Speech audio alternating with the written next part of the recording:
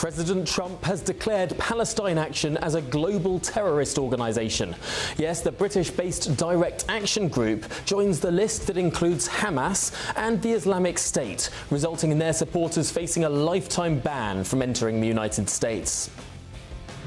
In 90 days, Mr. President, we didn't have 0 in 3 months. Not one person came in illegally. And it isn't just Palestine Action the US president has been targeting. His crusade against mass immigration has taken a fresh turn as the White House puts a pause on all, yes, all visa applications around the world. Plus, I've heard the depth of concern felt across the country about the potential release of the killer. Relief for the family of PC Harper, as it's reported that the Justice Secretary is confident that 2 of his killers will be kept in prison amid changes to the early release scheme.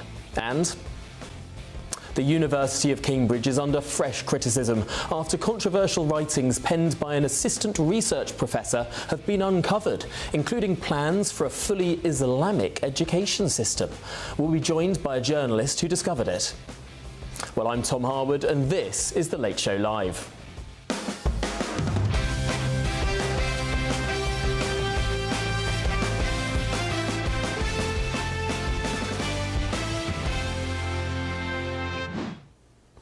Well, welcome to The Late Show Live. Joining me this evening in Washington is my panel of the US political analyst Eric Ham, the political commentator Hilary Fordwich joins me too, and in London, the journalist and broadcasters Christo Fufas and Benjamin Butterworth.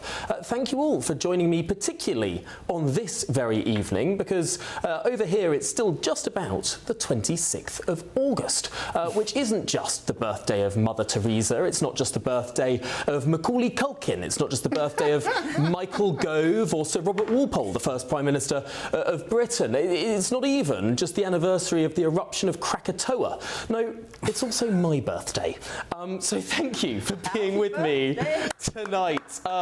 Little bit embarrassing, but yes, absolutely, to all of our panellists, thank you so much, so very much indeed. Here in Washington, D.C., we might be having a little bit of a party, perhaps yes, maybe later in the show. Hilary, what do you have there? Now, this is a little something that actually the studio, I have to say, put together for you. We have a few snackies here. A classic American array of donuts. Very American, which actually, sorry, but I don't touch. So I brought Tom, and by the way, I'm just going to tell our audience, sorry, my little lecture on Tom's birthday, because I care about Tom too, which is you should have dark chocolate every day because it stimulates stem cell growth, and you should have it every day. The longest living people in the world have dark chocolate. That's for Tom. But we'll be naughty, and we're going to have a little bit of Prosecco, a little toast later. We and will everybody's be. Welcome to join but I do not advise drinking before a 3-hour show. No. Only at the very end of it. But yes, thank you all for being here, not just for an excellent show, my last show here in Washington, D.C., but also, remarkably, my 30th birthday. Oh well.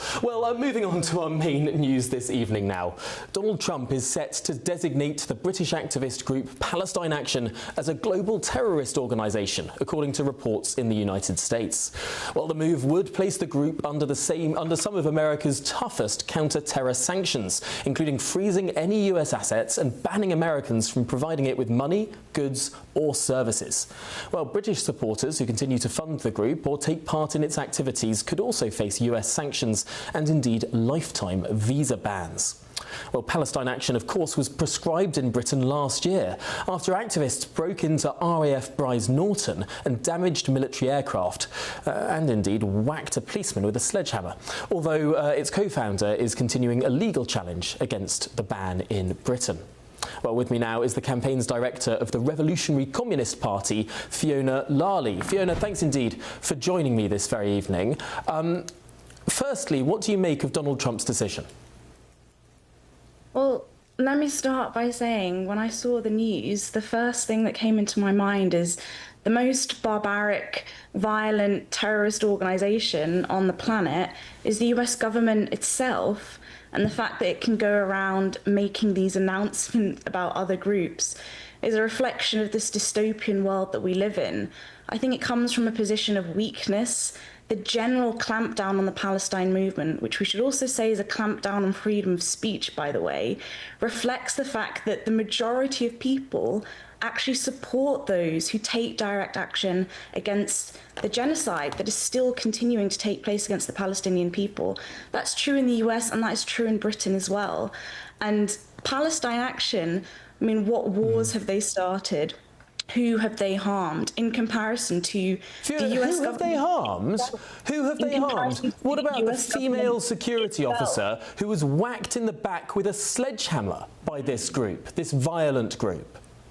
If you want to talk about violence in the context of Donald Trump, in the context of the US state, which not only continues to act as a terrorist across the Middle East, is also acting as a terrorist in its own country through ICE, through its horrific policies at home, then the use of the word terrorist is absolutely ludicrous. Anyone with a brain can see. Fiona, what do you think the word terrorism means? What do you think the word terrorism means, other than trying to achieve a political end by violent means?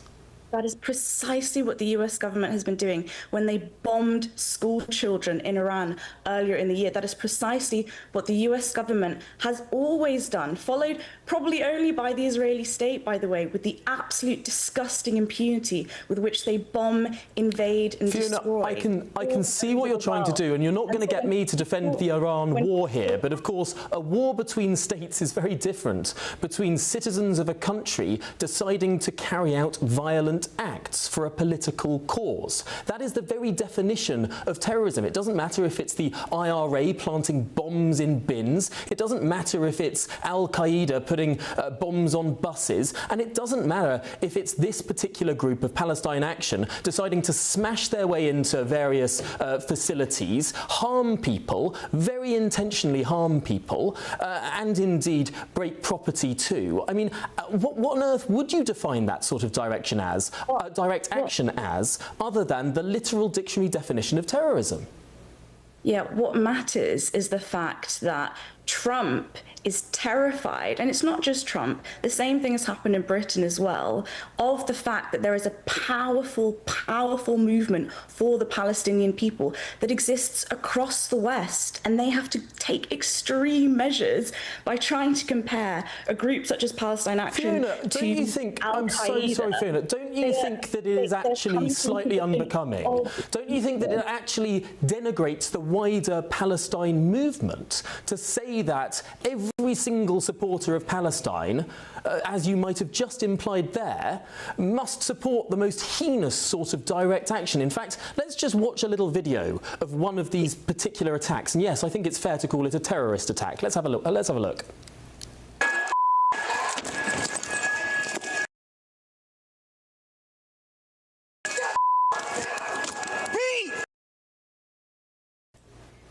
Well, there it's difficult to see in the chaos, but members of Palestine Action, having broken into a facility, you could see very clearly a large sledgehammer in the hands of one of those individuals, cracking into the back of a female security guard.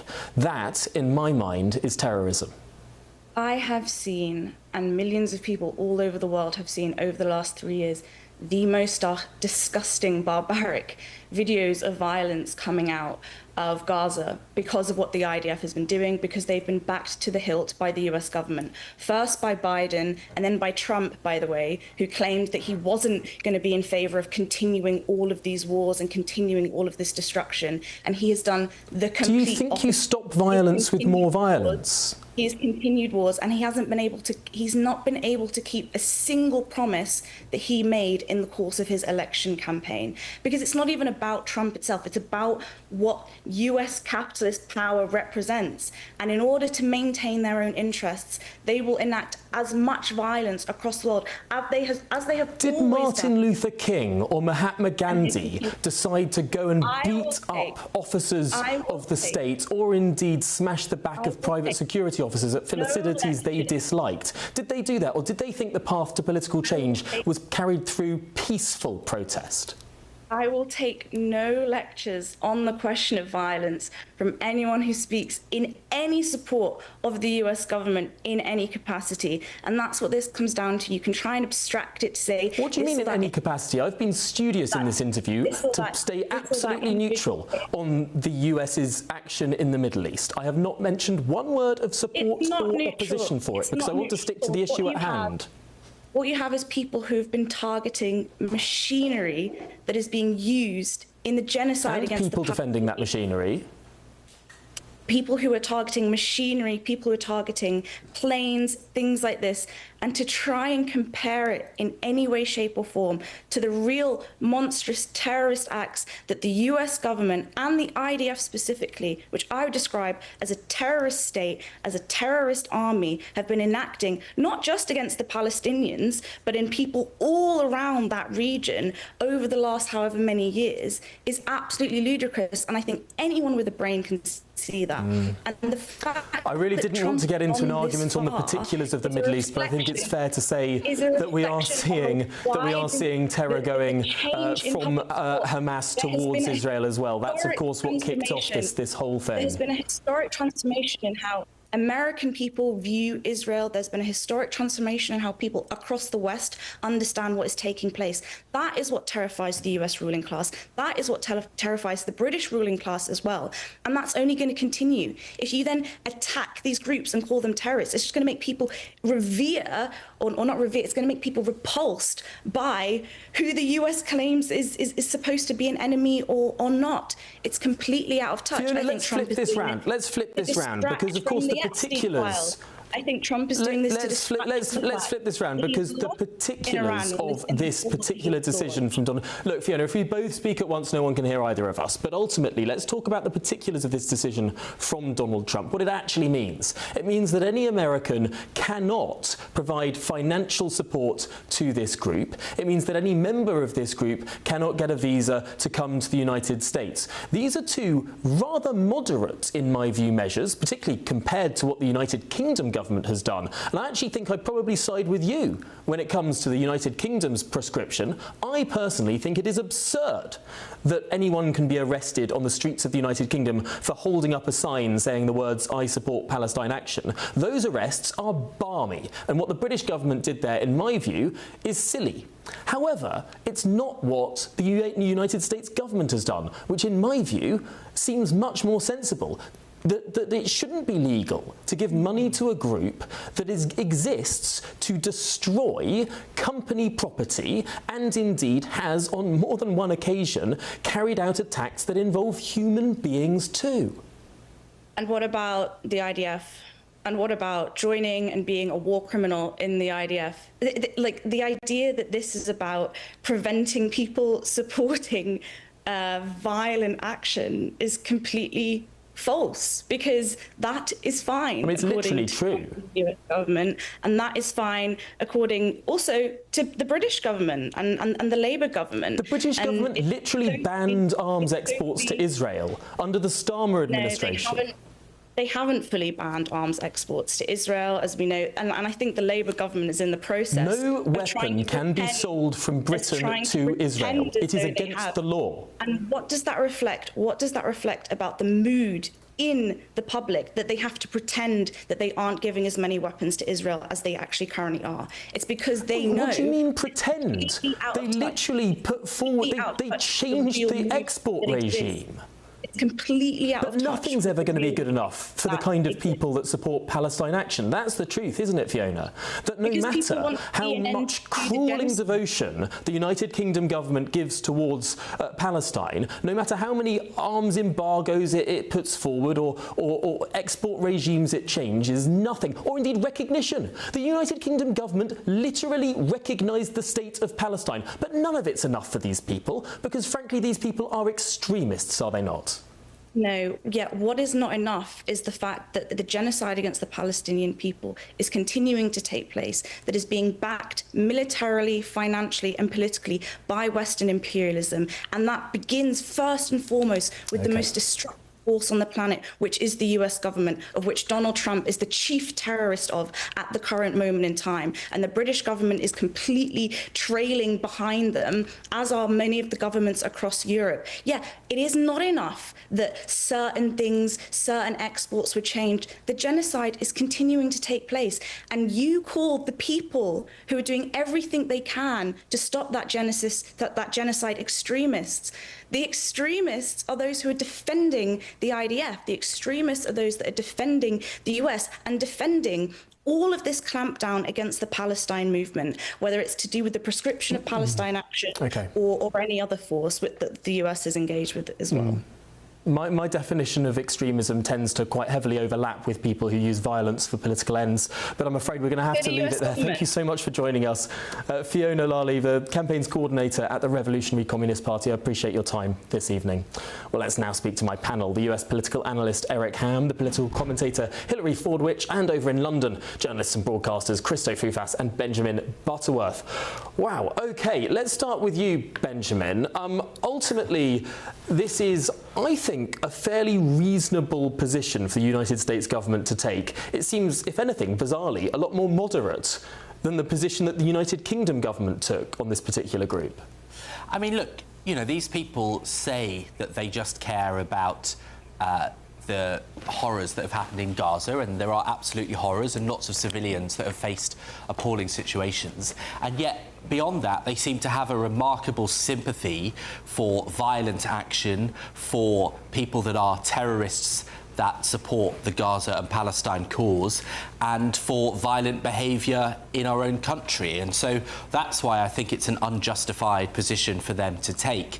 And I think that many Jewish people do not feel safe with groups like Palestine Action being free, and that's why it's right to prescribe it.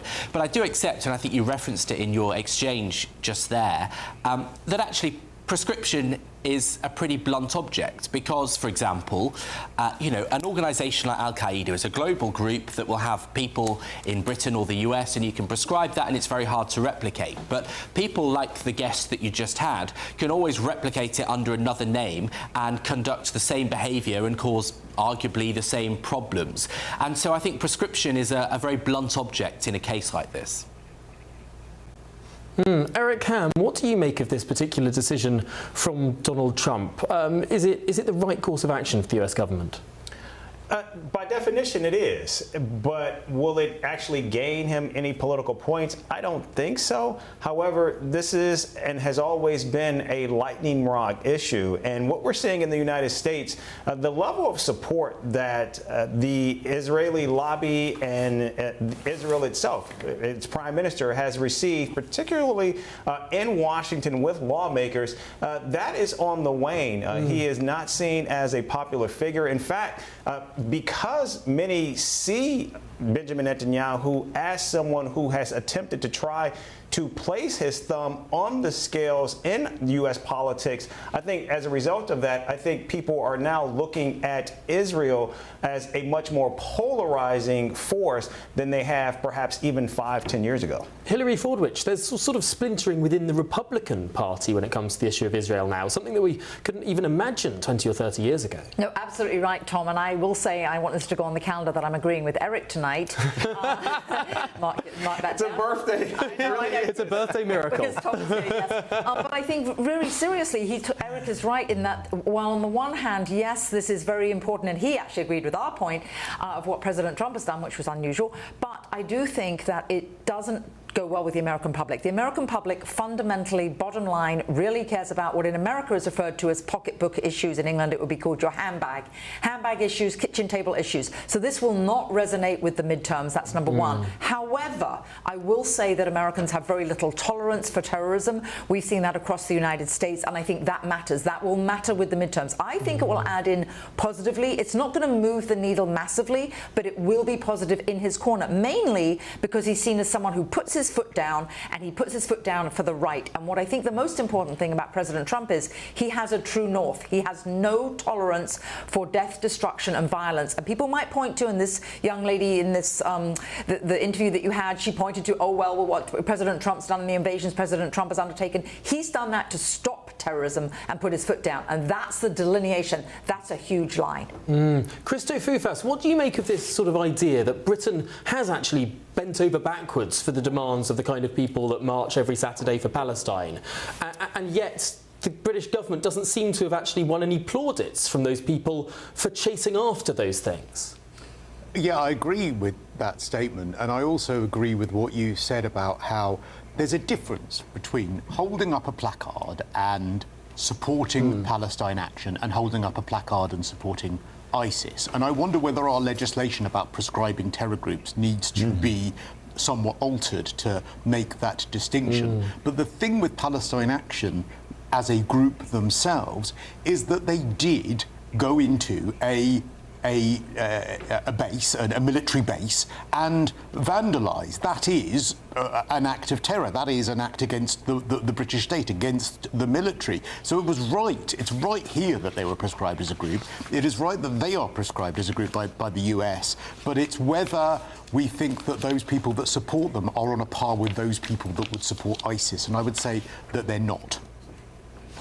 And that is a fascinating distinction because, of course, in the United States, the First Amendment rides supreme on all of this. I actually asked this evening if I could hold up a little sign to illustrate, in case there was some confusion whether or not the words "I support Palestine Action" would be allowed. I was told that no, because this is being broadcast in Britain, I would still be subject to the speech restrictions. So sadly, I mean, I could legally go out and do that. Not that I'd really want to prove a point, perhaps, if someone thought, oh, Trump is doing the same sort of ridiculous speech restrictions that Keir Starmer and now Andy Burnham were pushing through. But no, there is a difference in how terror organisations are defined. I can think of better ways to spend your 30th birthday.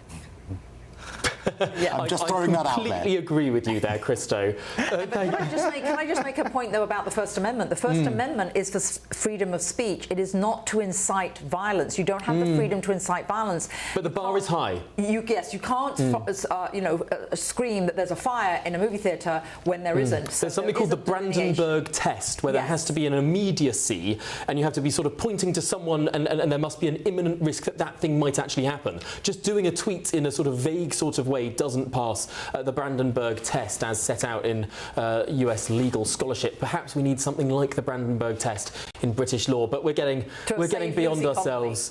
Well, that certainly would have done. I have spoken to many American speech lawyers who say in no way would what Lucy Connolly tweeted have ever met the Brandenburg test in the United States. But my goodness me, we have gone way off the reservation on that particular topic. We were talking, of course, about Palestine Action. Let me know your thoughts by visiting gbnews.com/your say. A big thank you to my entire panel for that discussion. Up next on The Late Show Live. Well, the University of Cambridge is under fresh scrutiny after controversial jihad writings penned by an assistant research professor have been uncovered. We'll be talking to the journalist who uncovered it. Yes, this is The Late Show Live, only on GB News.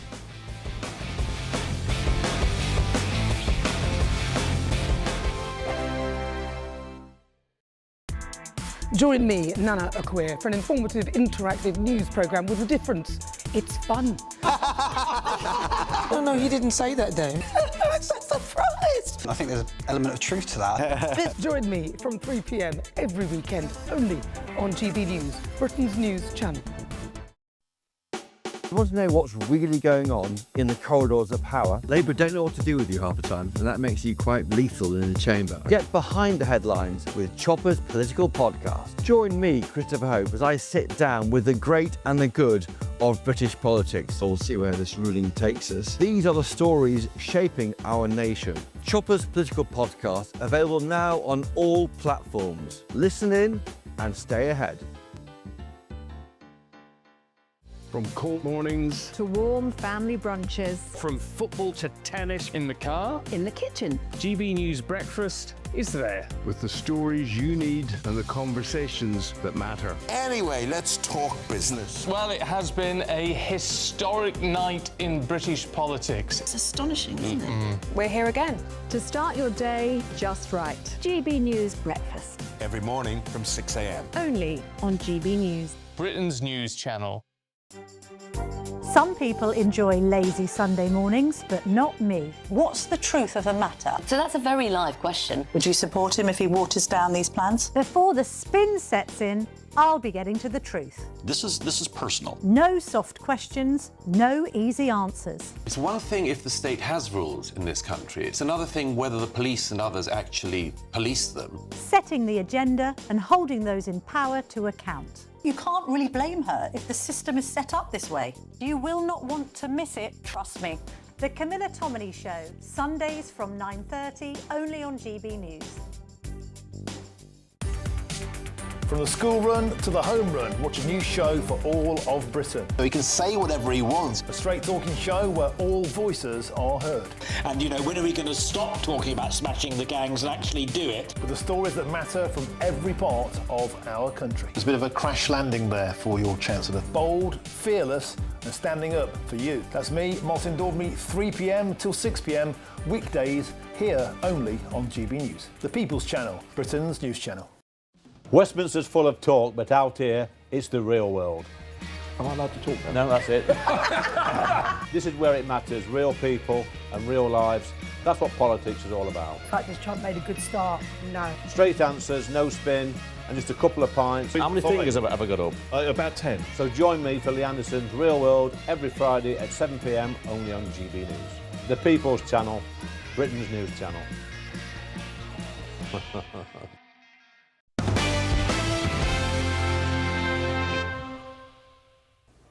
Welcome back to The Late Show Live. Now, Cambridge University is facing fresh questions over an academic who once wrote that Muslims should study engineering and computing to help produce weaponry for jihad. Seriously. Well, The Spectator reports that Assistant Research Professor Farah Ahmed co-wrote the comments in a 2002 Hizb ut-Tahrir pamphlet, which also advocated an Islamic education system and rejected both democracy and integration. Well, Ahmed said in 2010 that she no longer supported all of Hizb ut-Tahrir's views, but did not respond when asked by the magazine whether she stood by the specific comments. Well, Hizb ut-Tahrir, of course, was proscribed as a terrorist organisation in Britain in 2024. With me now is the journalist who broke the story, Andrew Gilligan. Andrew, thank you indeed for making time for us this late hour in the United Kingdom. First of all, how did you stumble upon this story? It seems remarkable. Well, I've been dealing with this particular woman, Farah Ahmed, for quite a long time. In 2009, I exposed the fact that she'd had a lot of public money to run private schools for Muslim children in Slough and North London. And then actually I just came across this purely by chance when I was looking at something else, and she'd worked for another organisation I was investigating, and I found a CV of hers online and was horrified to see that she'd now been made a assistant research professor at Cambridge, where she is she's comfortably ensconced, and I looked for evidence that she changed her views since she wrote those words that you quoted, and many other hideous things in that Hizb ut-Tahrir pamphlet. But actually came across some. I looked up what she's teaching at Cambridge now, and it's not quite explicit, but it's a soft version of the things she was saying. Or several of the things she was saying in that pamphlet about, for instance, Western education being wrong and the need to educate Muslims separately. And that sort of thing is really disturbing at one of our top universities. Yeah, I suppose to some extent we should all think that academic freedom should allow people to say ridiculous, controversial, even awful things, and the space of university is one of those places where that can be discussed. And yet it seems like the thumb is very heavily on the scale in one particular direction when it comes to freedom of speech at universities. If you've in the past expressed support for organisations now considered as terror organisations, if you've supported sectarianism or sort of theocratic government of the Islamic variety, not of course of the Christian variety, that's banned, but ultimately if you do that on one side of the aisle, that's sort of allowed and defended as academic freedom. And then you look at the kind of stuff that's been said, even by Cambridge University, about the professor who exposed Jason Arday. who has gone through a process there at Cambridge. I know he denies that process is completely concluded, but you can see how this organisation treats one side of the aisle versus the other. Let's just try a thought experiment here. If a former member of the BNP, the British National Party, one of the most extreme right-wing parties in the country, openly racist white right-wing party, as Hizb ut-Tahrir was an openly racist Muslim party. If a supporter of the BNP, former supporter of the BNP, had been found to be teaching at Cambridge, they'd have been out in quicker than you could say Nick Griffin, and yet. A double standard is applied with this woman who was a senior activist in the Muslim version of the BNP, and still hasn't repudiated these ideas. Every time I've written about her, 4 times now in the last fortnight, I've gone to her before in writing, 24 to 48 hours before, and said, this is what we're going to quote you as saying. Do you still believe these things? Have you repudiated these views? I asked her on Friday morning whether she repudiated the views about creating weapons for jihad, so that Islam could conquer other religions, and she just didn't answer. So, I mean, look, I do reluctantly agree that Farah Ahmed, benefiting from the democracy she condemns, should have the freedom of speech to say that, English is one of the most damaging subjects a school can teach, or to write that Muslim students shouldn't have to worry about gaining literacy and numeracy skills demonstrated through qualifications. She said that when she was teaching at Cambridge only a couple of years ago. But, she should have the right to say those things, but that is quite different from believing that Cambridge University should fund her to promote those ideas to the future leaders of the country. And am I right in saying that when it comes to this document that was part of this support for Hizb ut-Tahrir in the past, and now she says, of course, she doesn't support Hizb ut-Tahrir, but am I right in saying that this chapter entitled "The Islamic Education System and Its Implementation in the 21st Century," that she actually signed her name at the bottom of that? Absolutely, she is the co-author of that chapter. So it's a book with about 6 chapters in it, published by Hizb ut-Tahrir in 2002, republished, incidentally, in 2017, by which time she was at Cambridge.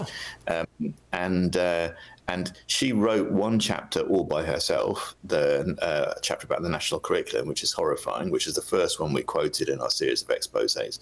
And then she wrote this one, the one about jihad, weapons for jihad, jointly with Nasreen Nawaz, who's Hizb ut-Tahrir's head of women's section for Hizb ut-Tahrir, and their names are at the end of this chapter. And she has apparently told the university that she didn't say these things. Well, I'm afraid she did. She co-authored this chapter, and it's there in black and white.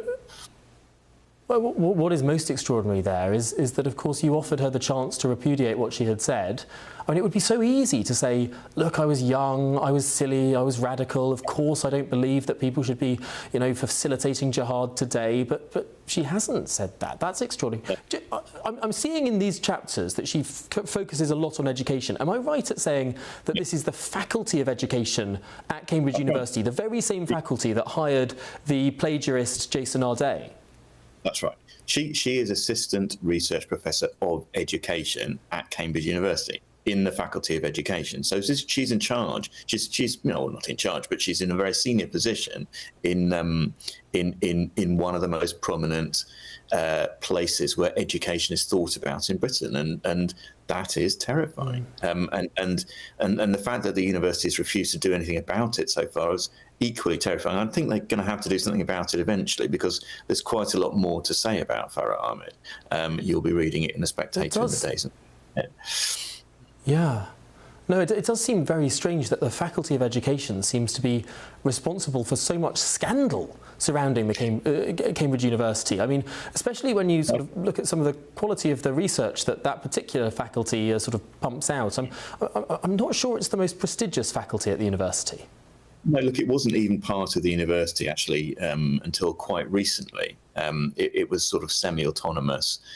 It was semi-detached, I suppose is a better way of saying it. It has now become a full faculty of the university, but it's dragging the rest of the university down. There's no question about that.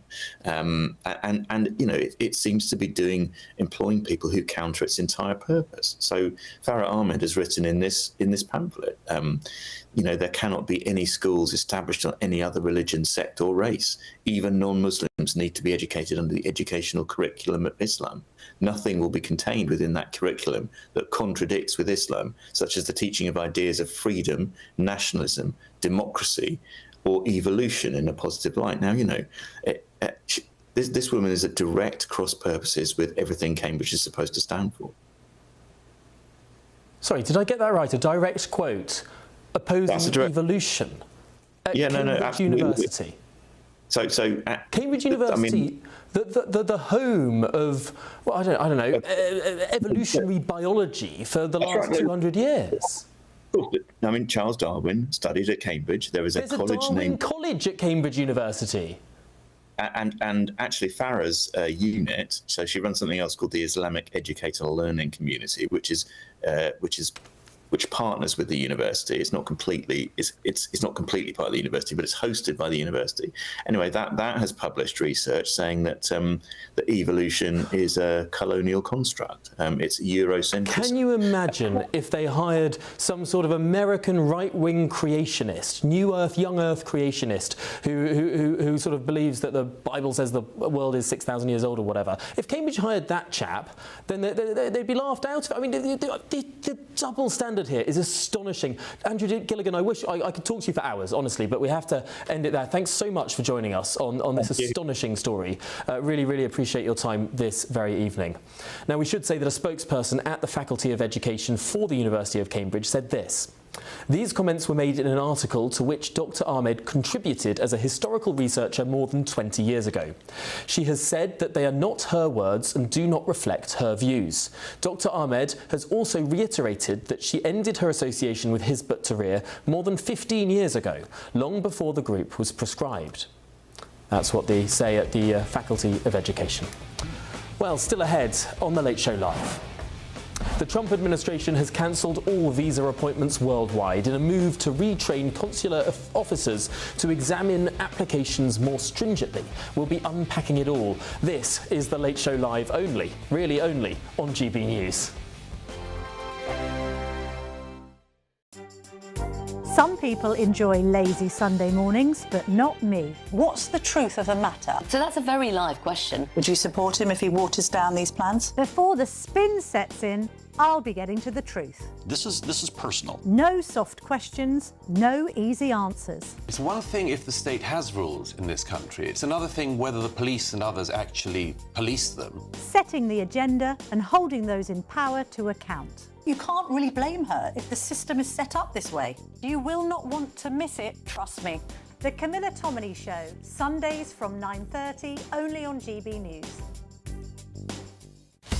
Breaking news, live updates, stories that matter. From the heart of the GB newsroom to every corner of Britain, with our team of dedicated journalists across the UK. GB News bulletins are there to deliver the latest news that matters to you. Bulletins on GB News, the People's Channel, Britain's news channel. Your views. Just to be clear, my viewers are frustrated. Your voice. Lots of you guys getting in touch. Your perspective. Before these two will start fisticuffs. Your issues. What is the official party line? Your concerns. Do you agree with that? Your show. Are you keeping up? Good. I'm so excited to be back this Tuesday at 6 p.m. Jubes & Co. Only on GB News, Britain's news channel. Britain is not just a geographical expression. We are a people bound together by history and culture that are distinctively British. Join me to celebrate our music, theatre, artworks and literature, which we can explore and enjoy together. Everybody's welcome. Sunday with Michael Portillo. Every Sunday at 11 a.m. on GB News, the People's Channel, Britain's news channel. I've been in Westminster for a long time, But I know that though power may be here, its effect on people's lives is across the whole of the country. We may be where rules are made, but it's where they're implemented that matters. Join me, Jacob Rees-Mogg, for forthright and frank discussion on where Britain has come from, where it's going, and where it will end up. That's State of the Nation, Monday to Thursday, 8 to 9 o'clock. Vox Populi, Vox Dei. From the school run to the home run, watch a new show for all of Britain. He can say whatever he wants. A straight talking show where all voices are heard. And, you know, when are we going to stop talking about smashing the gangs and actually do it? With the stories that matter from every part of our country. There's a bit of a crash landing there for your Chancellor. Bold, fearless and standing up for you. That's me, Martin Daubney, 3 p.m. till 6 p.m. weekdays here only on GB News. The People's Channel, Britain's news channel.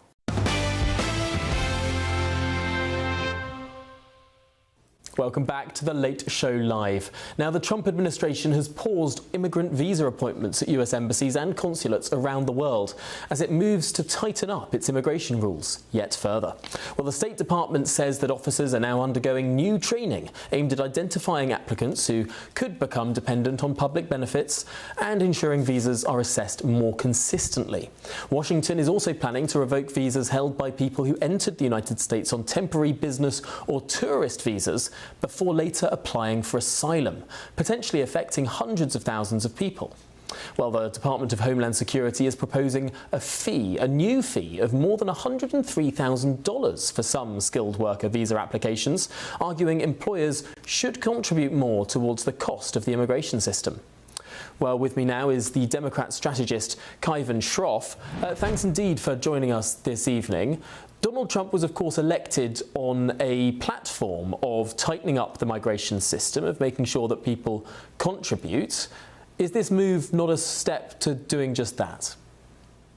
Not really. It actually betrays a lot of what he's promised, which was eventually saying that he was only going after the quote-unquote worst of the worst. They claimed over and over again for years, MAGA, that they were only concerned about undocumented immigrants, that they wanted people to do things the right way, follow the law. Well, now Trump is disrupting the lives of hundreds of thousands of people that did do it the right way, that did follow the law. And not to mention, the economy here in America is in the toilet, and this is disruptive to businesses. It makes people unreliable. Should they move? Can they come here to actually do a job? Top talent, which, by the way, Trump said Americans were too stupid to do some of these jobs that these companies are getting immigrants to do. So lots of contradictions here. And of course, this is all, again, very Trumpian in response to a court stopping his efforts to stem these visas through a different channel. Kaivan, I have to say it does slightly jam in my ears when you say that the American economy is doing terribly. Of course, the American economy could be doing better, I suppose you could argue, but it's growing at a fairly healthy rate, and especially if you compare it to European countries, if you compare energy costs, if you compare the general rate of growth, if you compare inward investment, my goodness me, the United States is in a different playing field.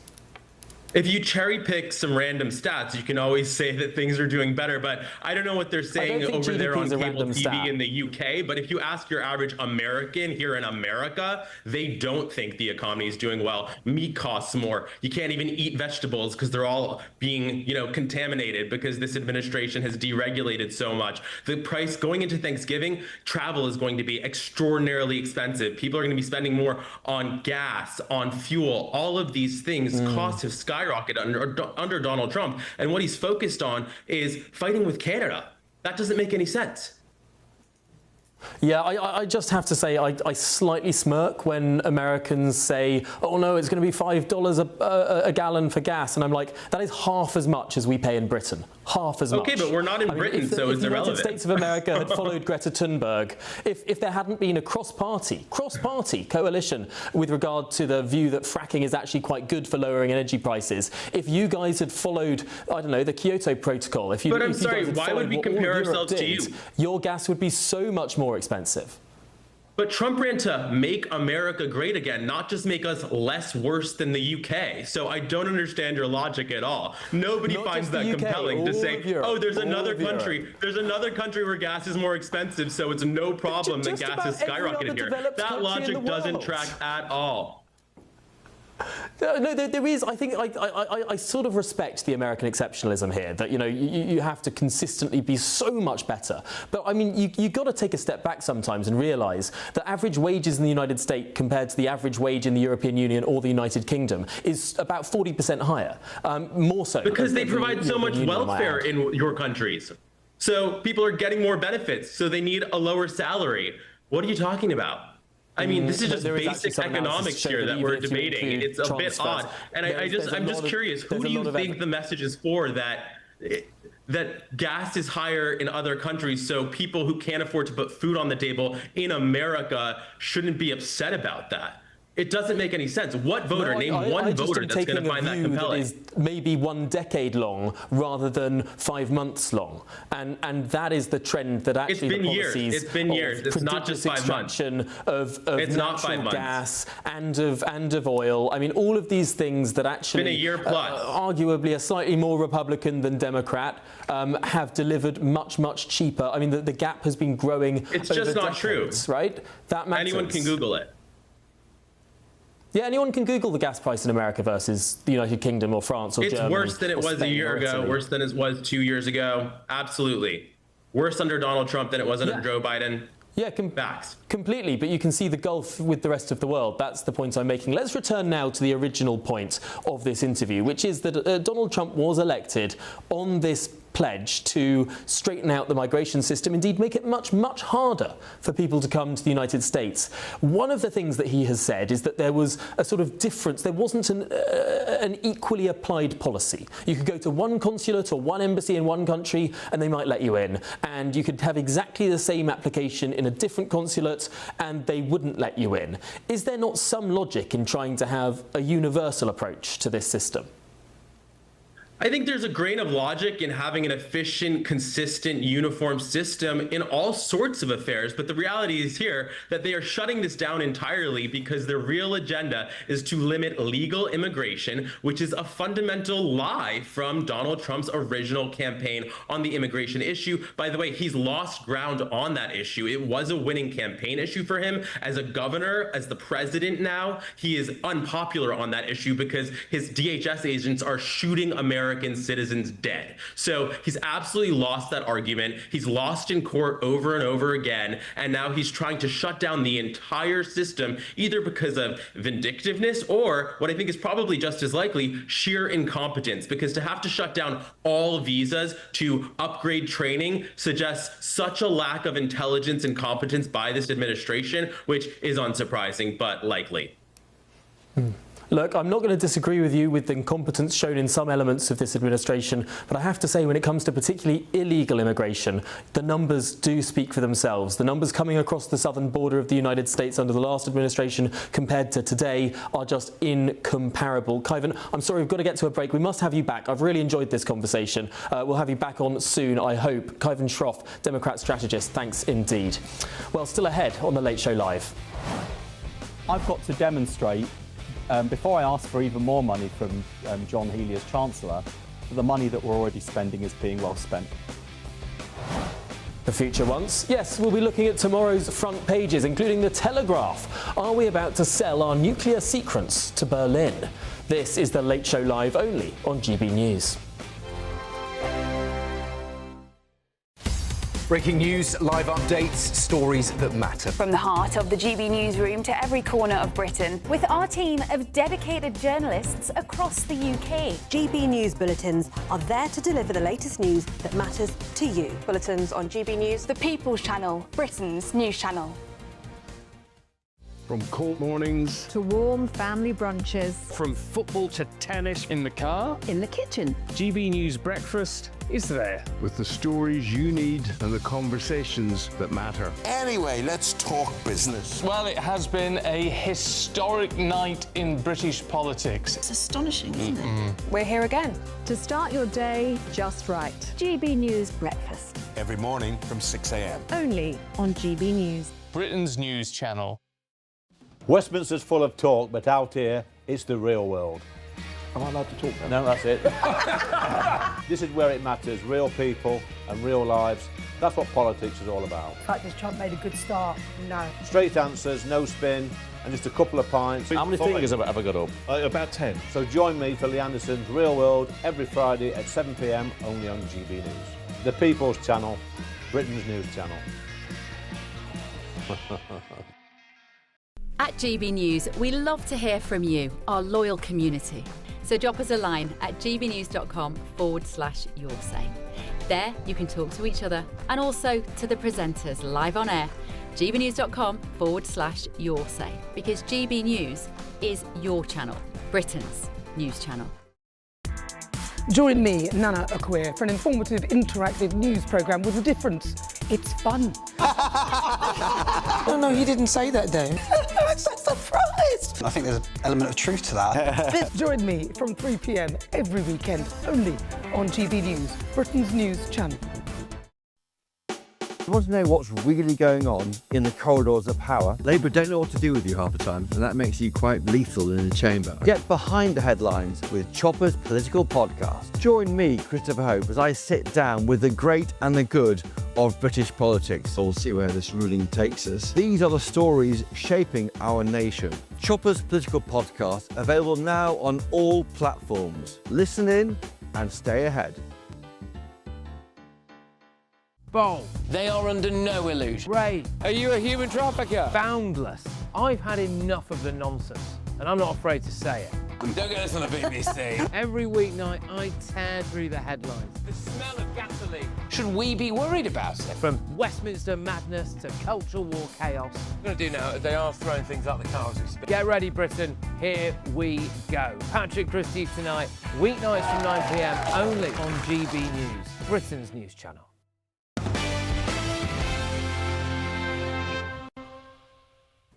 Welcome back to the Late Show Live. Well, Telegraph, yes, the Daily Telegraph, is saying that Germany is in talks to fund Trident. Let's talk about that now with my panel, the US political analyst Eric Ham, the political commentator Hilary Fordwich, and in London, the journalists and broadcasters Christo Foufas and Benjamin Butterworth. Christo, let's start with you on this one. I can't make my mind up about this story. Is this good, bad, or are you indifferent? I think this is good because I think that we need to have a nuclear deterrent.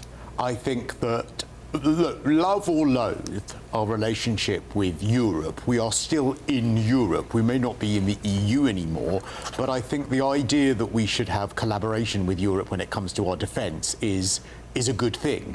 And therefore, if we get a better nuclear deterrent as a result of other countries in Europe coming in with us, then I'm all for it. Hilary Fordwich. Well, I'm very torn on this, actually, as you said. I do agree with that point. I do agree that we should have cooperation and collaboration with Europe with regard to defence. However, having had two great uncles that died at the Battle of the Somme and another uncle in the Second World War who was in the SAS, British Special Forces, luckily survived, I just always think of all those boys that perished in the First World War, Second World War, and then you think of this. Somebody once asked me, it was actually when my son was really little, he said, "Mommy, when do the adults know when to change sides?" And it just seems it actually to me proves the futility of war. That's what it does. Eric Ham. I think it sends the proper message. Right now, still, Vladimir Putin is attempting to try to disarm and actually, I think, destroy Europe, and I think this sends the message that Europe is still very much unified, even if the UK is not part of the EU. And so I think this is a projection of strength to the rest of the world, and I think it sends the right message. Benjamin Butterworth, you were vociferously against Britain leaving the European Union, but isn't this perhaps an argument in favour? I mean, on case-by-case basis, when it advantages the United Kingdom can choose to make bilateral deals with European countries. Well, I think, Tom, you should probably move on. It's been 10 years. And what's been briefed in recent days is the threat that Putin and Russia are looking at an infringement on Europe and NATO. And so that is a real reminder that we have to stand together. Trident is incredibly expensive for the UK and for France, and so I think Germany investing in that and sharing some of the intelligence and capability is probably a wise sign. I think the real question after that is whether there should be something akin to a European army, which is one of the arguments that was used in favour of Brexit 10 years ago. Is that a real question? Sorry, is it a real question that we should give up our sovereign right to have an army for ourselves and just subsume ourselves into a division of Europe led by Ursula von der Leyen? No, they're not mutually exclusive. You could contribute to a European army as well as have your own. That is how it would happen.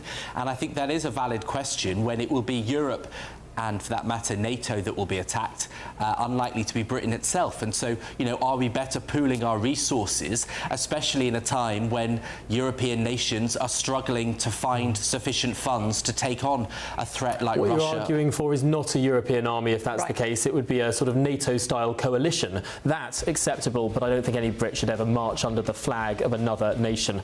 Well, more coming up this hour, or indeed next hour. Do stay with us on The Late Show Live after the weather. Today, clouds overhead, total zen within. Box Solar sponsors the weather on GB News. Hello, good morning. Welcome to your latest GB News weather update brought to you from the Met Office. Heavy rain will move northwards throughout today. We're bringing a risk of thunderstorms to parts of Wales and England. Drier, though, further north, but we do have a weather warning out through much of today, particularly for parts of North Wales into central areas of England where the rain may last quite a while, bringing a risk of some surface water flooding when we get a lot of rain falling in a short space of time. There's also a chance of some heavy downpours, bringing a risk of thunderstorms across more southern areas into this afternoon. But for Northern Ireland and Scotland, it's going to be a dry and bright day, particularly for more northwestern areas of these areas. Temperatures climbing towards the mid-20s here, so a very warm day indeed. It will feel humid as well into this evening once again.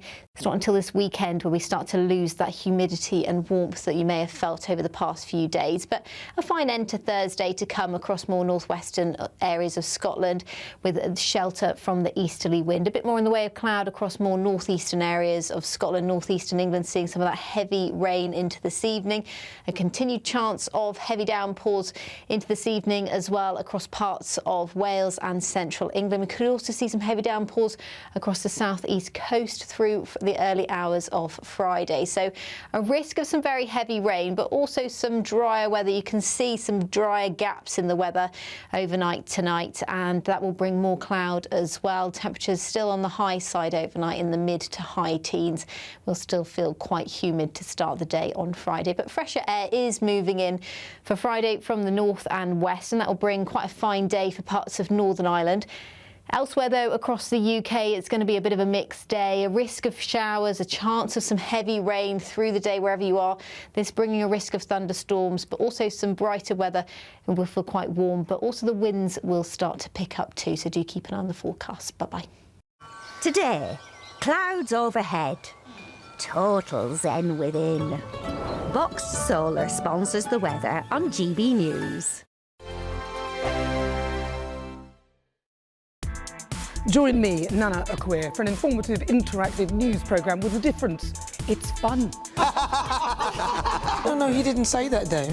I'm so surprised. I think there's an element of truth to that. Join me from 3 p.m. every weekend, only on GB News, Britain's news channel.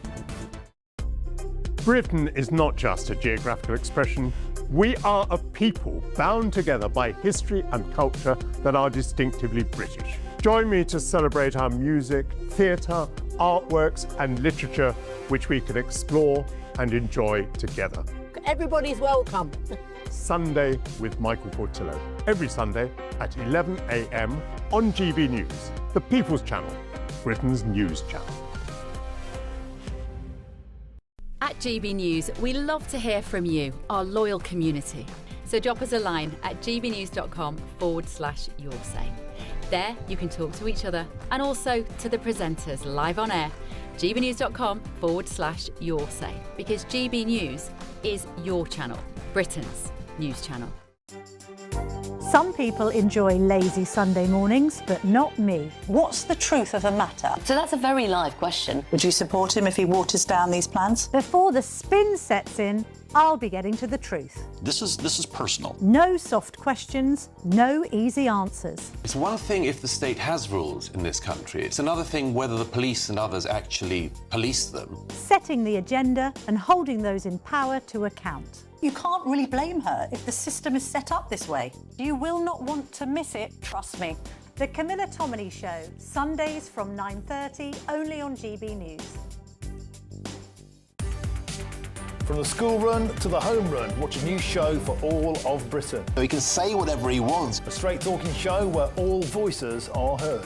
And, you know, when are we going to stop talking about smashing the gangs and actually do it? With the stories that matter from every part of our country. There's a bit of a crash landing there for your Chancellor. Bold, fearless and standing up for you. That's me, Martin Daubney, 3 p.m. till 6 p.m, weekdays, here only on GB News. The People's Channel, Britain's news channel. Westminster's full of talk, but out here, it's the real world. Am I allowed to talk now? No, that's it. This is where it matters, real people and real lives. That's what politics is all about. In fact, has Trump made a good start? No. Straight answers, no spin, and just a couple of pints. How many fingers have I got up? About 10. So join me for Lee Anderson's Real World every Friday at 7 p.m, only on GB News. The People's Channel, Britain's news channel.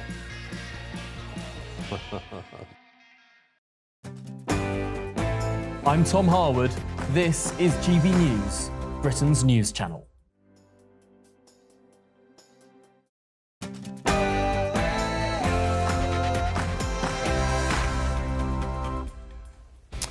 Live from Washington, D.C., this is GB News with the stories shaping both Britain and America. I've heard the depth of concern felt across the country about the potential release of... Yes, news this evening, potential relief for the family of PC Harper, as it's reported the Justice Secretary is confident that 2 of his killers will be kept in prison amid changes to the early release scheme. And...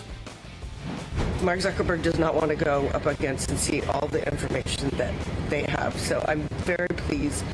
There's lots of lawsuits coming for these companies, lots of parents.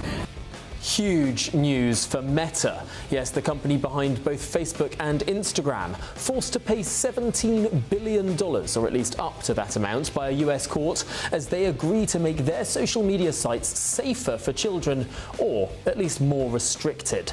Is that safer? We'll debate that next. Also, So, yeah, for the time being, it's impossible for me to take my family back to the UK safely. they're back. Harry and Meghan landed in Britain today without any taxpayer-funded security. But what's in store for them? We'll hear from a royal insider. Plus...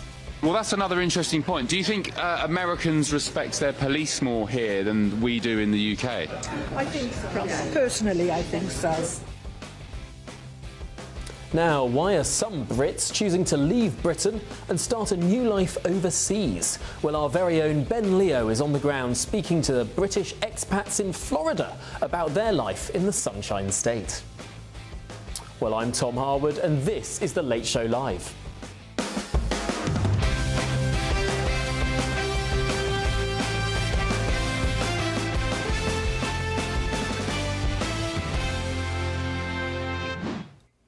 Yes, indeed. Welcome to The Late Show Live. Joining me this evening in Washington is my panel of the US political analyst Eric Ham, the political commentator Hilary Ford, which joins me too, and over in London, the journalists and broadcasters Christo Fufas and Benjamin Butterworth. A big thank you all for joining me this very evening. Now, let's go to our top story this hour. Meta has agreed sweeping changes to both Facebook and Instagram after settling a landmark American lawsuit over alleged social media addiction among children and teenagers. Well, the tech giant will now pay up to $17 billion in installments over a 10-year period after California and 28 other US states accused it of deliberately designing addictive products that harmed young people. Well, the states also allege that Meta collected data on children under the age of 13 without parental permission. Meta denies wrongdoing, of course, but as part of the settlement, it agreed to dramatically change how teenagers are allowed to use its platforms across America. Under the new rules, young people will be limited to just 2 hours a day on Facebook and Instagram, and after just 15 minutes, they'll be prompted to take a break from scrolling. Well, teenagers will be blocked from accessing their feeds between midnight and 6 a.m. Teenage Tom is crying right now. Notifications will also be switched off between 10 p.m. and 7 a.m. and during school hours from 8 a.m. to 3 p.m. on weekdays. Well, Meta has also will have to introduce stronger age verification, simpler parental controls and tougher safeguards against harmful content. Features linked to social comparison, including beauty features and visible like counts, will be banned or restricted from children. No more likes? Well, the changes will be independently audited and overseen by the 29 states which brought the case.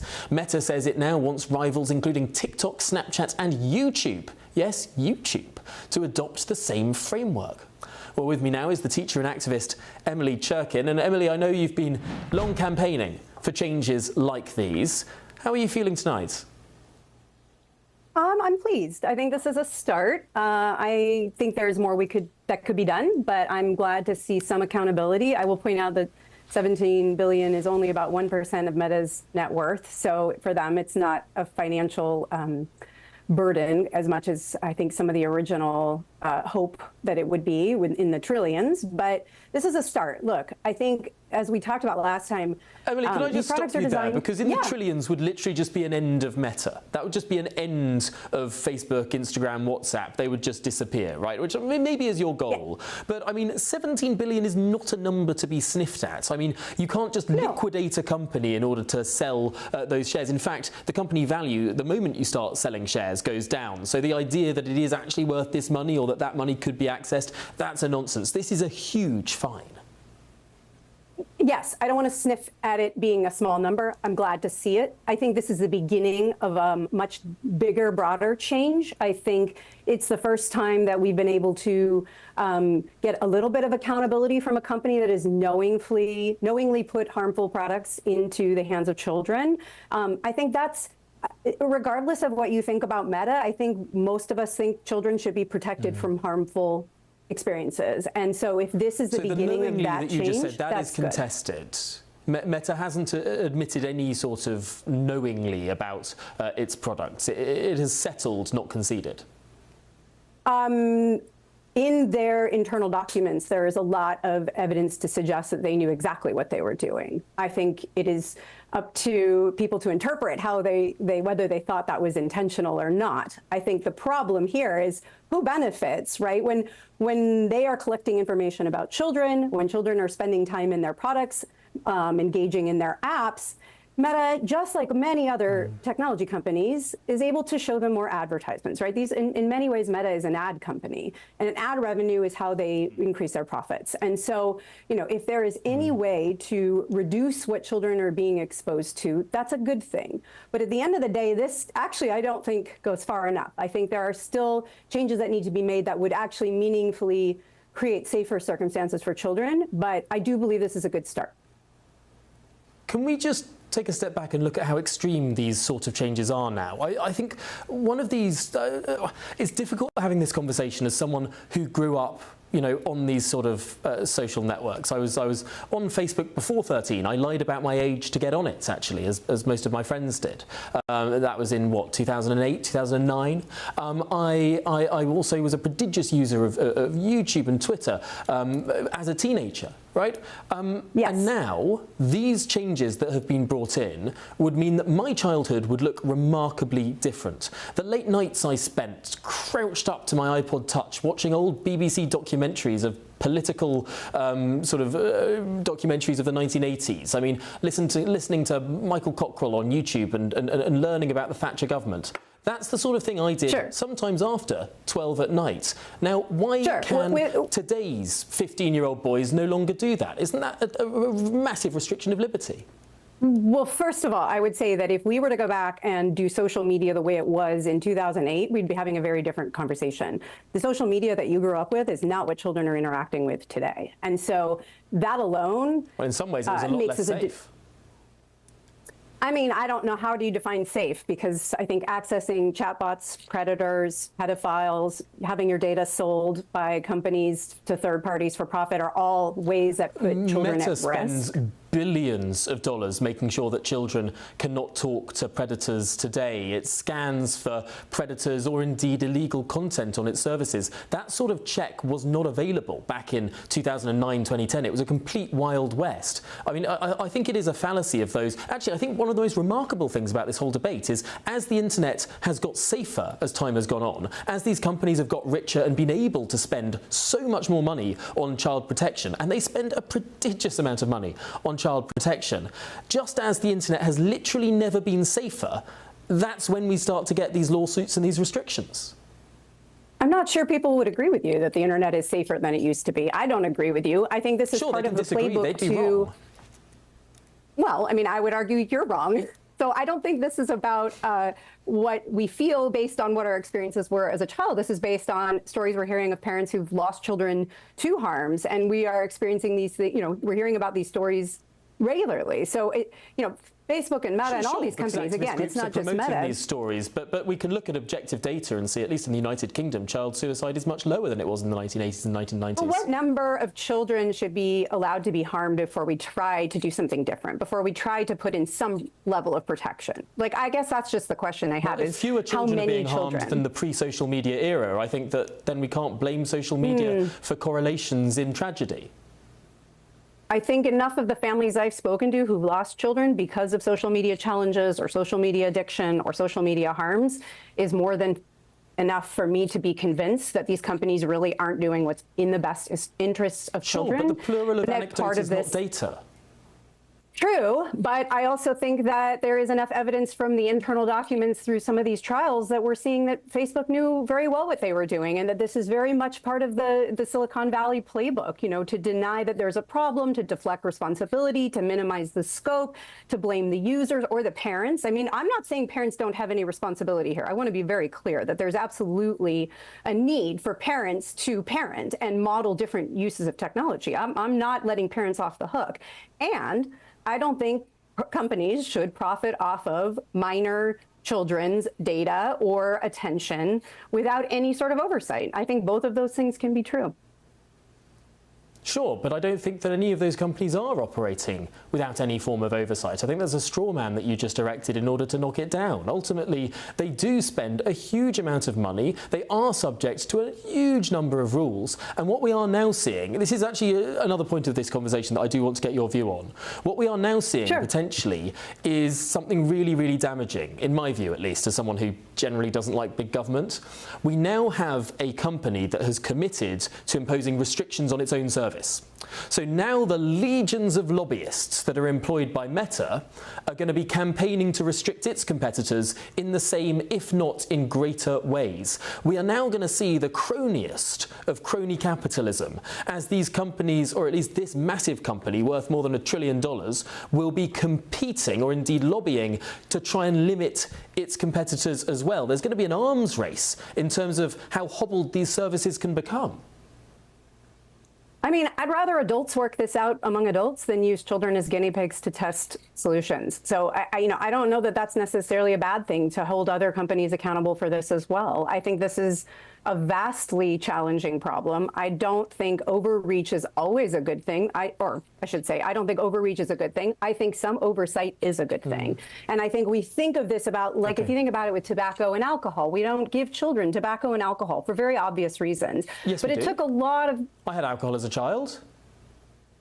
We don't regularly hand out alcohol in school. How about that? Right? Would you agree that we don't give children tobacco and alcohol to teach them about... But sometimes actually the healthiest societies give a child a sip of wine at Christmas. Okay, but that's not the same thing as habitual drinking and going out after, school hours to drink regularly. I don't think anybody will dispute that children shouldn't drink alcohol or smoke tobacco on a regular basis. So there are reasons that we make... Again, there's an important distinction because at least in Britain, we have quite sensible rules, I think.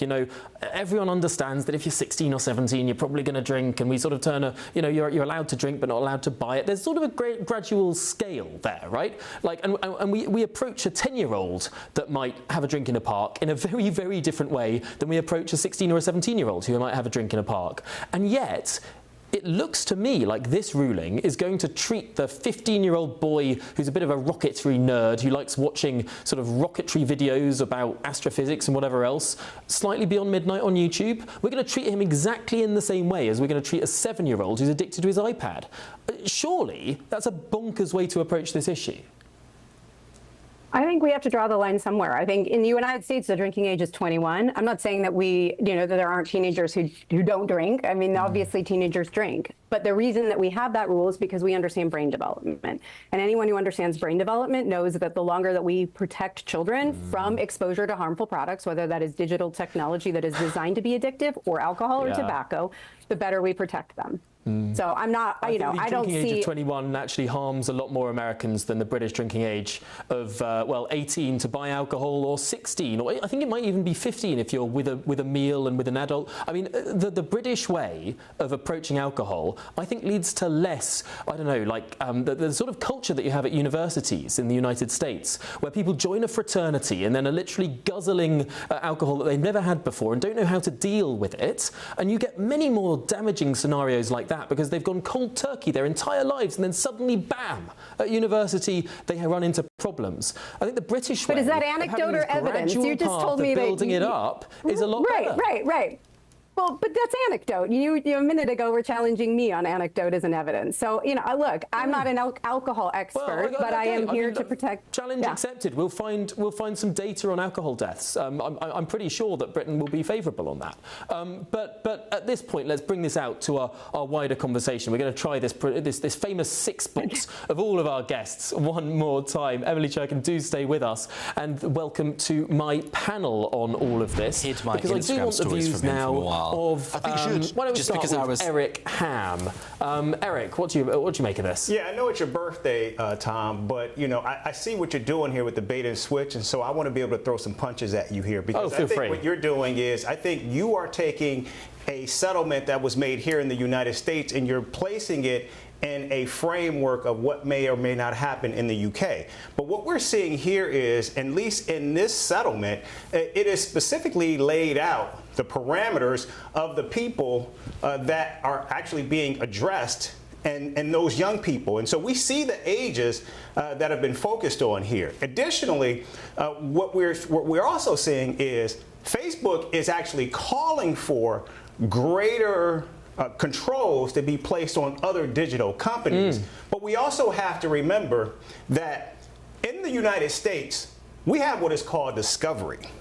In discovery, you cannot bring a case against anyone unless there is actual evidence that shows there was some level of wrongdoing that took place. Or at least disputed. What's that? Or at least disputed. No. A judge will look at the evidence and say, there is ample evidence here that suggests there is some level of wrongdoing. Surely that's conditional, because you're not saying that in literally every case ever brought there is wrongdoing. No, see, there you go again with that bait and switch. No, in the United States, there is no such thing as conditional. This is where you actually have, and in this case, you have a federal court that has actually looked at this and said, okay, here is where you can bring this evidence.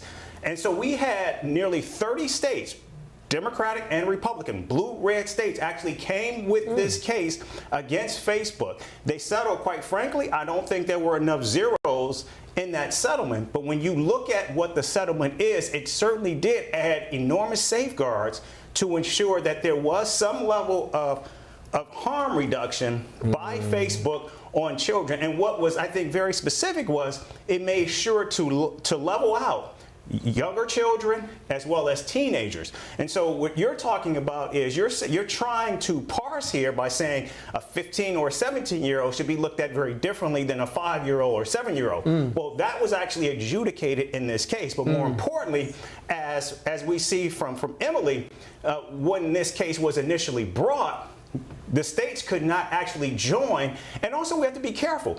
States are also very political. These are attorneys generals who have to run for office. Yeah. They are not going to bind themselves to a case that they do not think they can win. And And oh, by the way, well, they might be we know that populist. Facebook has more money than God, so they certainly could have continued to fight this case. But they knew that there was overwhelming evidence that we know from study after study that has shown that digital companies like Facebook have been a leading effort in being harmful and dangerous to children. Look, that's in fact why they settled this case so quickly. They can see a rising tide of populism as it's staring them in the face, and it's much like that was you're saying it's blue and red. So I'm not going to say anything is blue or red. What you're saying, no, you're saying it's both. You're saying it's both. Understand the legal system in this country, and they were certainly going to lose based on what we saw from the evidence that these states were actually bringing. And what I'm saying is that just because blue and red states carry forward some sort of action against something doesn't mean that it's universal. Because it's about states that are bringing actual evidence. And I'm not sure you understand what the definition of evidence is. I completely understand. That there is actually facts that are showcasing overwhelming here that Facebook has actually done something of harm and knew that they were actually doing it. Of course, evidence being brought forward to mean that a case can be discussed means that there is some sort of evidence there. But the whole point that you discuss it is not predetermined what that conclusion is. Otherwise, we wouldn't have a legal system. Right? Should we go to Hilary Fordwich? Yes, I was going to jump in on that because I just wanted to say what the point Tom was going to make was that blue states and red states coming together, it does just show that this is a bipartisan issue. I think that was one of the things that was sort of missed in this whole discussion. But can I just make mention particularly with regard to what you raised earlier with the discussion with Emily. Tom, you said the difference in the UK, where you might have a glass of wine at Christmas, is a little bit looser. I will tell you, I've got first-hand experience of this. When we moved to America, I had been in England, and at Christmas I could always have a glass of wine if I was a child. It was always on the table. If you wanted some, you could have some. Growing up, that was always fine. When I went to university in America, let me tell you, the first night in the dorm in the South, all I could hear was vomiting the entire night through because all of them have been forbidden to have alcohol in their homes. The drunkenness throughout my school, I don't think alcohol is a big deal. So what does that have to do with this medication? Because it proves that what you actually restrict people from and ban them and so rigid about. So I think this case, though, is the opposite of that. I don't know which way to go on this because I don't know why, actually, when we've got all these donuts here, I don't know why we don't have restrictions on sugar because sugar feeds cancer and we should ban sugar. We've got to go to London now. I'm so sorry to have kept you waiting, gentlemen. Benjamin Butterworth, ultimately, we did learn a lot, for example, in the fight against sexually transmitted infections, for instance, that actually harm elimination is impossible, harm reduction works. It's better to hand out prophylactics than it is to tell people to stay abstinent, because no matter what the law says, people are going to do it. Well, that was certainly a curveball. I wasn't expecting to be asked about STIs. It's analogous to alcohol, it's analogous to sex, it's analogous to social media.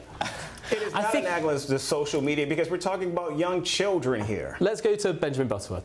Well, look, I think that we've heard from whistleblowers who have worked at Facebook, one woman in particular, who said that internally the company was aware that its addictive traits had meant that some young people, young girls in particular, were having body image issues, that it was increasing anxiety and depression in children and relatively young children.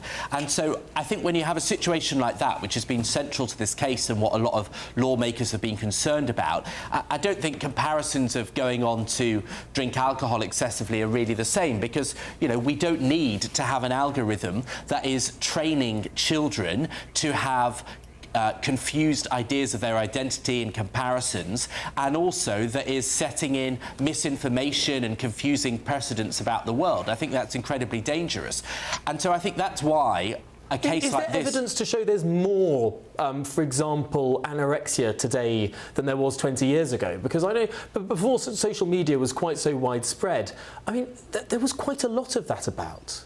You know, I'm ever so slightly older than you. I don't know if you remember this, but when I was growing up, the big conversation, Christo certainly will remember this because he worked in that industry, the big conversation was about magazines and the fact that there were a lot of celebrity magazines in the early noughties that would circle any little wrinkle or, you know, cellulite or whatever on a woman's body, and that was causing terrible damage to women and to young girls in particular. I feel like social media is that on steroids. Now, we came to a decision as a society, at least in the UK, that those kind of magazines were cruel and unnecessary and not acceptable, and yet then we let algorithms and robots train up young girls to have those same problems again. OK, let's turn to Christo on that point then.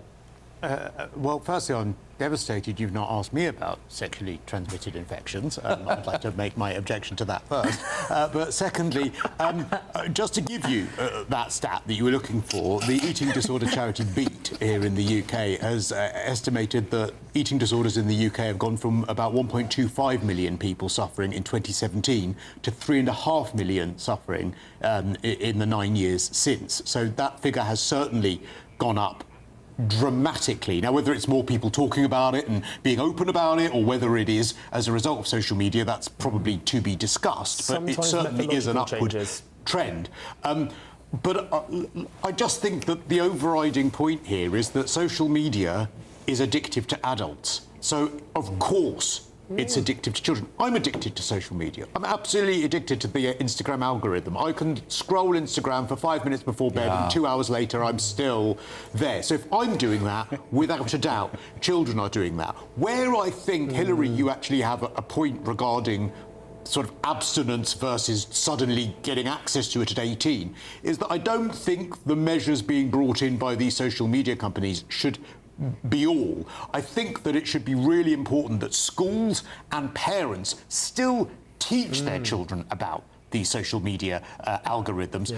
Schools should show what social media is all about, so that therefore by the time you're 18 and you might be able to have access to this, or 16, you're aware of it, you know what it's about. You're not just finding it for the first time, because I don't think that this should be seen as a cure-all where parents just go, great, that's absolutely solved. And on the issue of parents, I want to make a very important point here. Do you know the Chinese, number one in China, number one aspiration for all Chinese students is to become a scientist or to become something that's medical. In the US, it's to become an influencer, and that's because what they feed through TikTok. So I think it can be used for great good. OK, quickly, Eric, and then we've got to get to Emily. I'm being screamed at in my ear that we're running over. I was just going to say, the problem with that is we don't know what the algorithm is. Only those social media companies know it, and it's a mystery. And they oftentimes use it to weaponize to ensure that we stay addicted, and of course that is dangerous to young people. Finally, back to Emily Churkin. Thanks indeed for sticking with us. Ultimately, what about that point that Christo raised, that actually, is this a bit of mission creep? Is this going to move on to adults next? I mean, I hope adults recognize their addiction. I think that he's right, that most of us have problematic use. When it comes to children, again, what we're talking about is underdeveloped brains. Children are aware that they're being hijacked, that their attentions are being hooked, that they are being manipulated into clicking on things that they don't realize that they are. What I believe is a solution here, because I think this is important too. I agree. This isn't just a matter of holding tech companies responsible. We need technology education. And I specify that versus educational technology, because those are two different things. But just like we teach teenagers about healthy sexual relationships by talking about it and explaining it and highlighting the science, we don't have them engage in sexual activity in the classroom in order to learn about it. The same is true here with social media and algorithms and AI and all of the tech in their lives. We teach them about it so that when they encounter it, they know they are being manipulated. They know how to handle it. That is what we're advocating for here. And I really, the fact that children are harmed is really where we should all be in agreement, that should be unacceptable no matter where you live or who you are. Who would have thought that a conversation about a meta lawsuit would involve so much sex, alcohol and rock and roll? Well, Emily Churkin, thanks indeed for joining us. We know where our heads are. Our entire panel this evening, a huge thank you to you all. Well, my goodness me, much more still to come on the Late Show Live. Indeed, including, let me know your thoughts, gbnews.com/your say. Lots more still to come on the Late Show Live. Prince Harry and Meghan have returned to Britain with their children for what is expected to be an extended stay. Now, unusually, the Sussexes landed at Birmingham Airport at lunchtime and were met by their own private security team without a publicly funded police convoy. Well, Prince Archie and Princess Lilibet are expected to start at a British school in September as the family settles into a new British base thought to be in the Cotswolds. Well, the couple are not returning as working royals and are expected to split their time between Britain, California and Portugal. Portugal, of course, the oldest ally of England, the oldest international treaty in the world, I think. So that's quite fitting. Well, with me now is the former senior gardener to King Charles, Jack Stooks. Jack, thanks indeed for joining us. I remember talking to you when this was first announced, and that didn't seem that long ago. And suddenly they're in Britain. This is moving quickly. Very quickly, isn't it? And yeah, no, thank you for having me on. But yeah, they arrived in Britain at about midday yesterday. And like you say, they've been sort of collected by their security and taken to their new home, which I'm assuming is somewhere in Chipping Norton, sort of in one of the villages up there, like maybe it's, Great Chew or somewhere like that, where they went just after they were first married. So it's quite likely that they're somewhere up there, and that, as we know, is where all of the celebrity people that come into the Cotswold tend to go and go towards. So I think that is where they've gone. Well, famously, I mean, David Cameron, Jeremy Clarkson, are Harry and Meghan going to join the Chipping Norton set? Well, it looks like they may, but it seems odd that they were sort of met from Birmingham, and I think that sort of gives it away that they're up in the northern part of the Cotswolds. So it only makes sense that they go back to somewhere that they knew when they were first married, perhaps.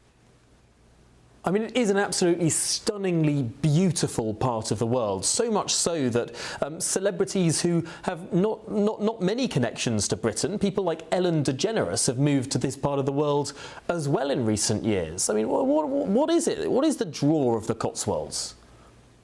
Do you know, it is that sort of cottage feeling. It's that sort of chocolate box, and when anybody comes over from any other country, it's knowing, you can go through a village and there's sort of thatched cottages and beautiful flowers flowing out of the gardens. And it's just that nice feeling of sort of somewhere that seems unspoilt, and you sort of want for more, as it were. And I think with Harry, he was brought up in the Cotswolds. He was brought up right down in the southern part of the Cotswolds, but albeit he was brought up in the Cotswolds. And, that's probably resonated within him, and he wants to perhaps give his children a little bit of an upbringing in the area where he grew up, and have them feel what he felt. So I do think it's quite fitting for Harry to bring them back to the Cotswolds. And as we know, the King is in the Cotswolds still, so he might hopefully go and start visiting his father a little bit more and try and bridge a gap between the rift that we all know of. And he is a little bit further away from William, but perhaps that can somehow fix as well, we hope. But it's still early days. We still don't know quite what's going on and why they've come back, but I'm sure in the coming weeks we'll probably know a little bit more. Well, I mean, frankly, the fact that they are moving, if we're to believe what all the evidence is pointing to, that they're moving back so close to where the King is living, should we be concerned about the King's health?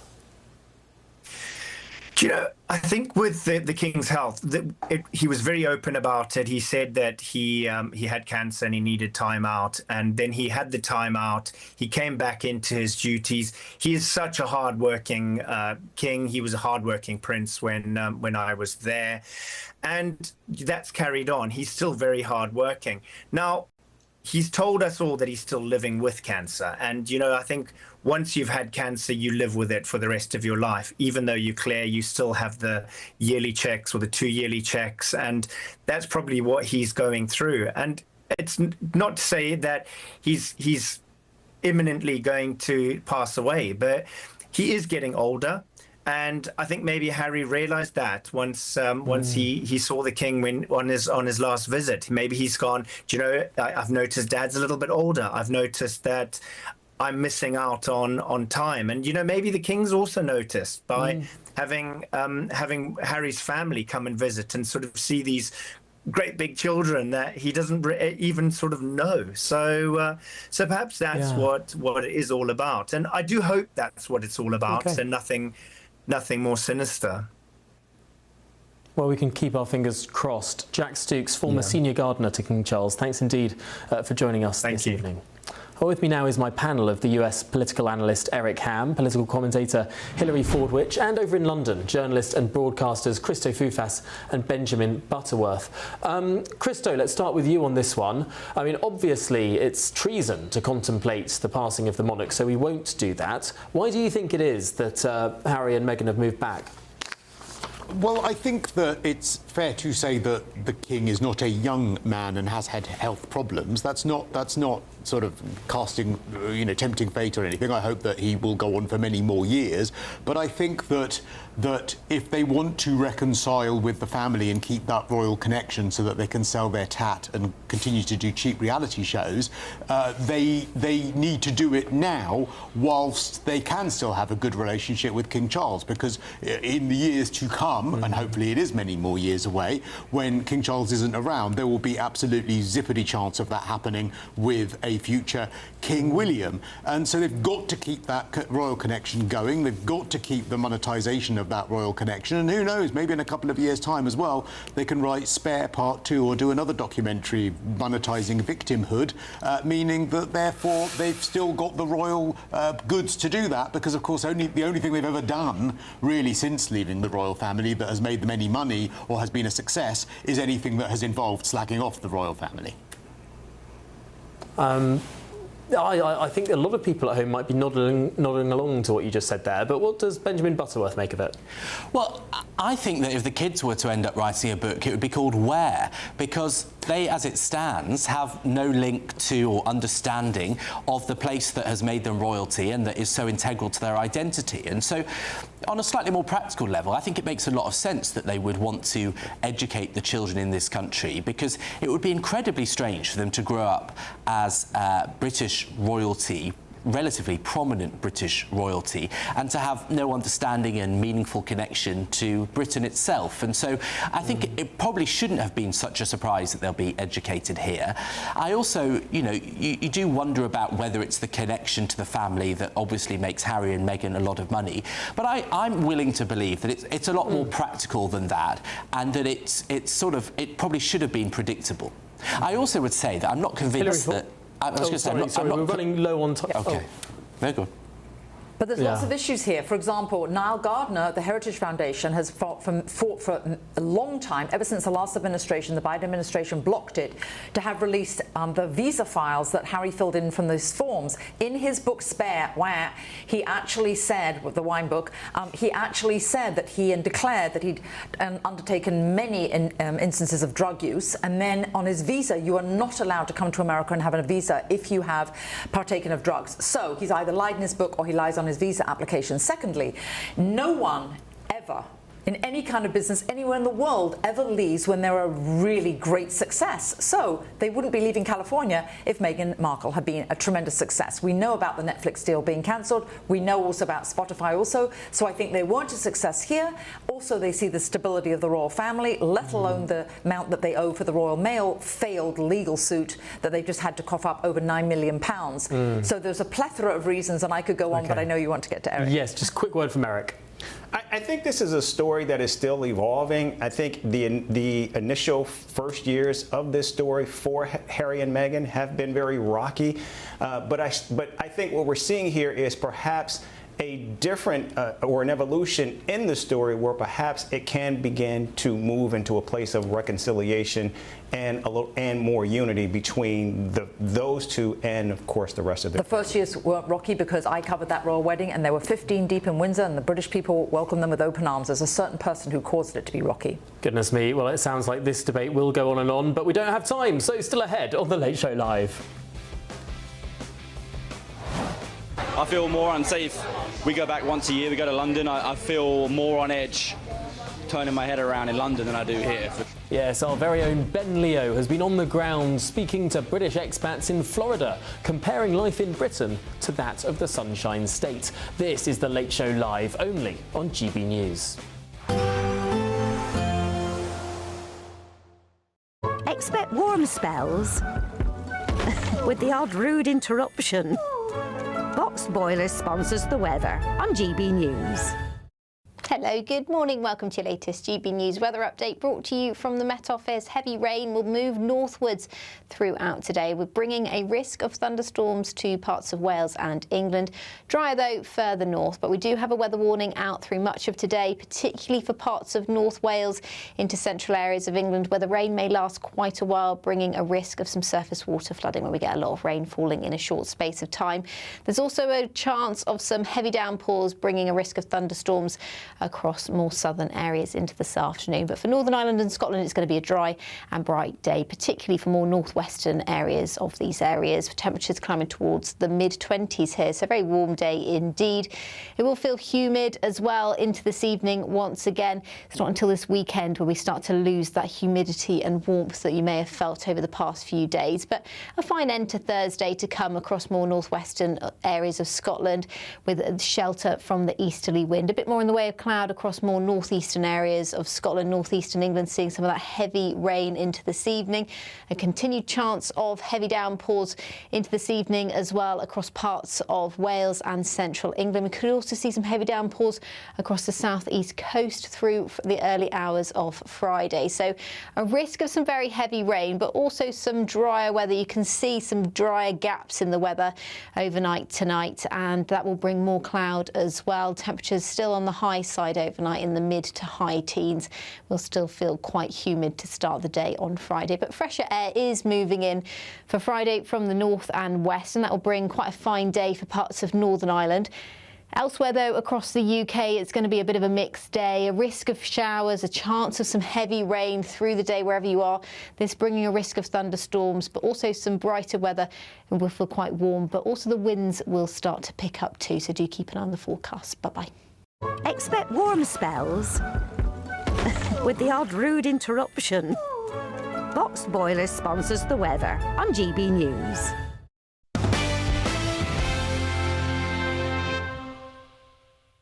Welcome back to The Late Show Live. Now, why are some Brits choosing to leave Britain and start a new life overseas? Well, GB News' very own presenter Ben Leo has been in Florida, meeting with British expats who've made the move across the Atlantic. He asked them why they've left Britain and whether life really is better in the Sunshine State.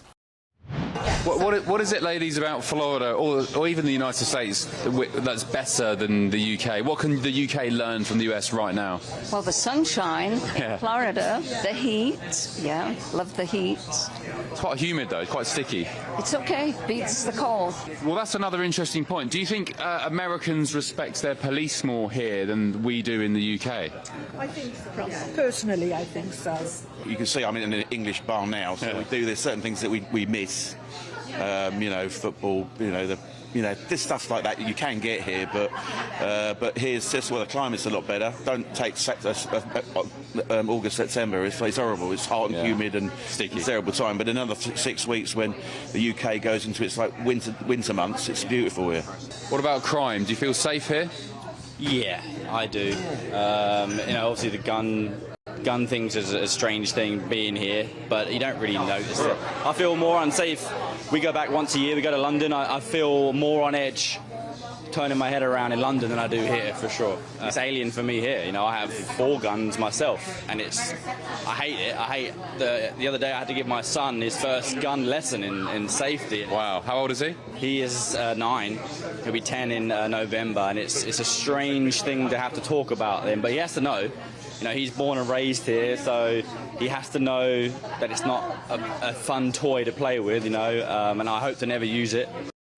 Well, an absolutely fascinating flavour there from a bunch of different expats, and you can watch that full report from Ben at gbnews.com.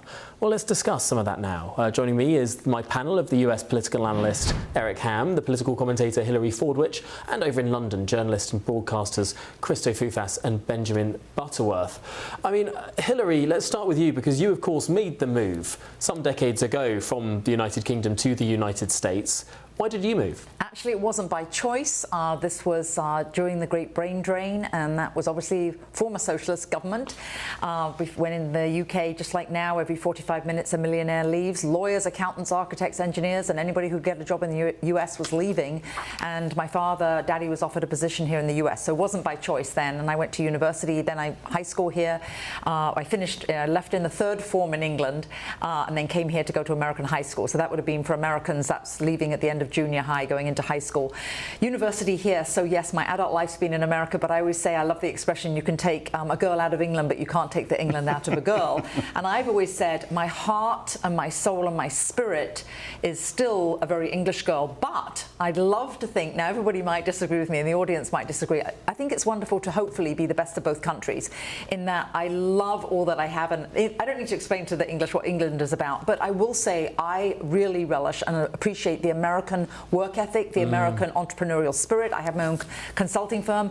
I don't think I could have achieved all the things I have in America necessarily in England, although I have got friends from my actual class that work for the Daily Telegraph and other things. But I would say this about, can I just say one thing?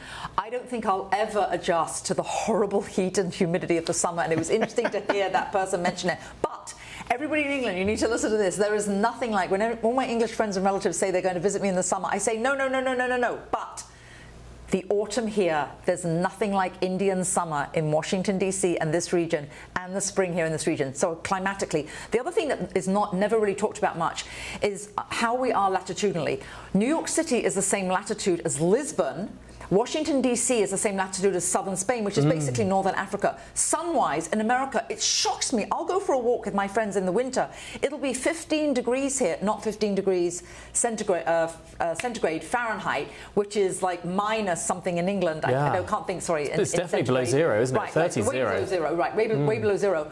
And they don't use sunblock. I'm like, if we were in Africa, just directly east, you would be on a camel right now. The sun is in the same place. So the difference is climatically, the difference is where the sun is. In the winter, it doesn't get as dark here in Washington, D.C. Yeah, of course. It's much more moderate, whereas in the summer, I still can't get used to the fact that it's dark by 8:45, whereas in England, growing up as a girl in Surrey, it was dark at 10:30. So there's lots of climatic issues, the sun, where the sun is positioned. I will say culturally also, with regard to guns, they aren't pervasive. Florida is a very different state. I've never owned a gun, never seen a gun, never been around guns whatsoever, so it's not pervasive. But there is more, statistically, there is more homicide in the United States, in every major US city than there is in London. London is statistically far, far safer than New York or Washington, D.C. or LA or San Francisco. Far, far safer, despite what some of those people were saying in those clips. There is this sort of impression, Benjamin Butterworth, why don't we go to you? There's this sort of impression that London is a hellhole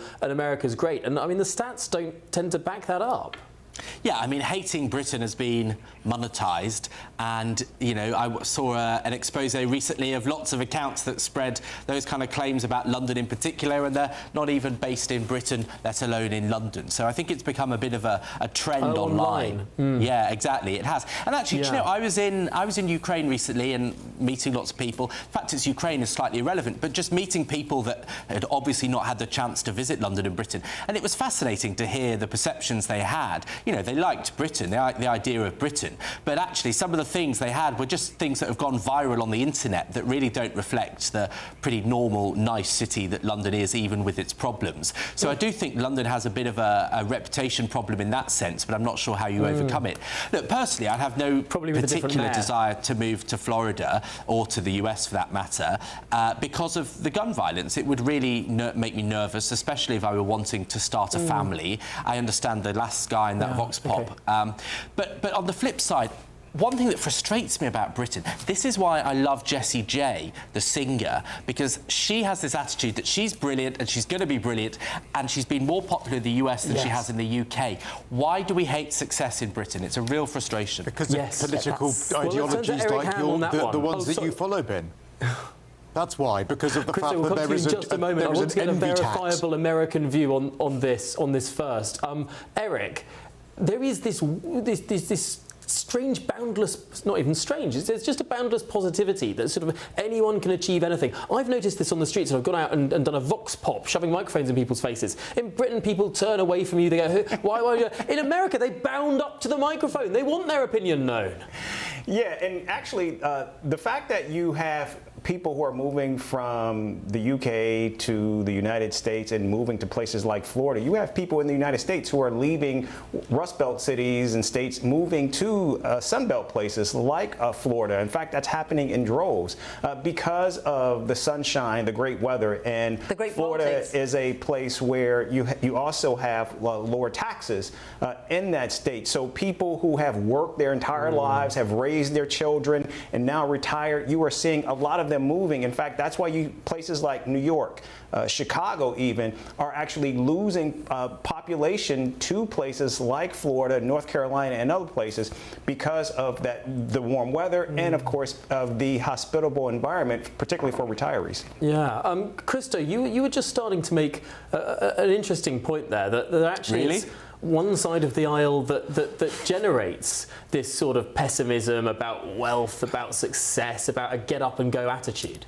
Yeah, absolutely. I mean, I don't understand that, Benjamin, you seem to be arguing against every single point that you've ever made here on GB News, because you seem to want to have this amazing, this can-do, let's go and be successful and let's have self-belief. But you also advocate that when you do have that every single penny is taken off you to fund a socialist government. So why would you bother? Why on earth would you bother trying to make something of yourself in the United Kingdom at the moment when the government wants to restrict your freedoms by taking more and more of your money? And that is what they do by taking more and more of your money, because the less money you have, the less freedom that you have, and socialists don't like people having freedom. And that is what is happening here in the UK. And you dribbled the nonsense that you did as well about London. Well, violence against the person in London is the highest that it has ever been. Yes, the homicide rate has gone down, but I'd like to think that we judge whether London is a nice place to live a little higher than whether you're likely to get murdered when you leave your house. There is rubbish absolutely everywhere. You are No, there is not. Yes, there is. The rubbish in London is absolutely horrific. I'm sorry, the fly tipping, the rubbish, all of that. Maybe the dumps that you live in, but where I live, it's perfectly absolutely clean. You live literally about 5 minutes from me, Benjamin, so I think you're talking complete drivel.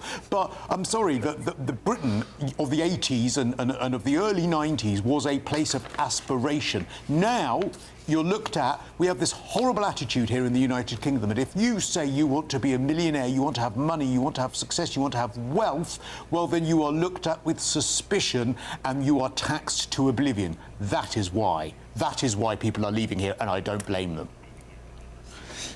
Wow. Well, on that point, I'm sorry, Benjamin, we don't have time for you to come back. We will have time in the next hour when I'm sure we'll have a proper Butterworth Foo-Fast ding-dong once more. But moving on now, Dolly Parton's last song is locked away in a box and will not be released until what would be her 100th birthday.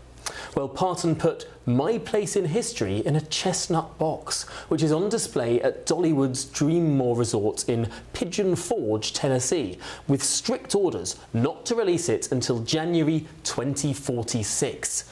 Well, a recording of the song is on a CD inside the box, alongside a player.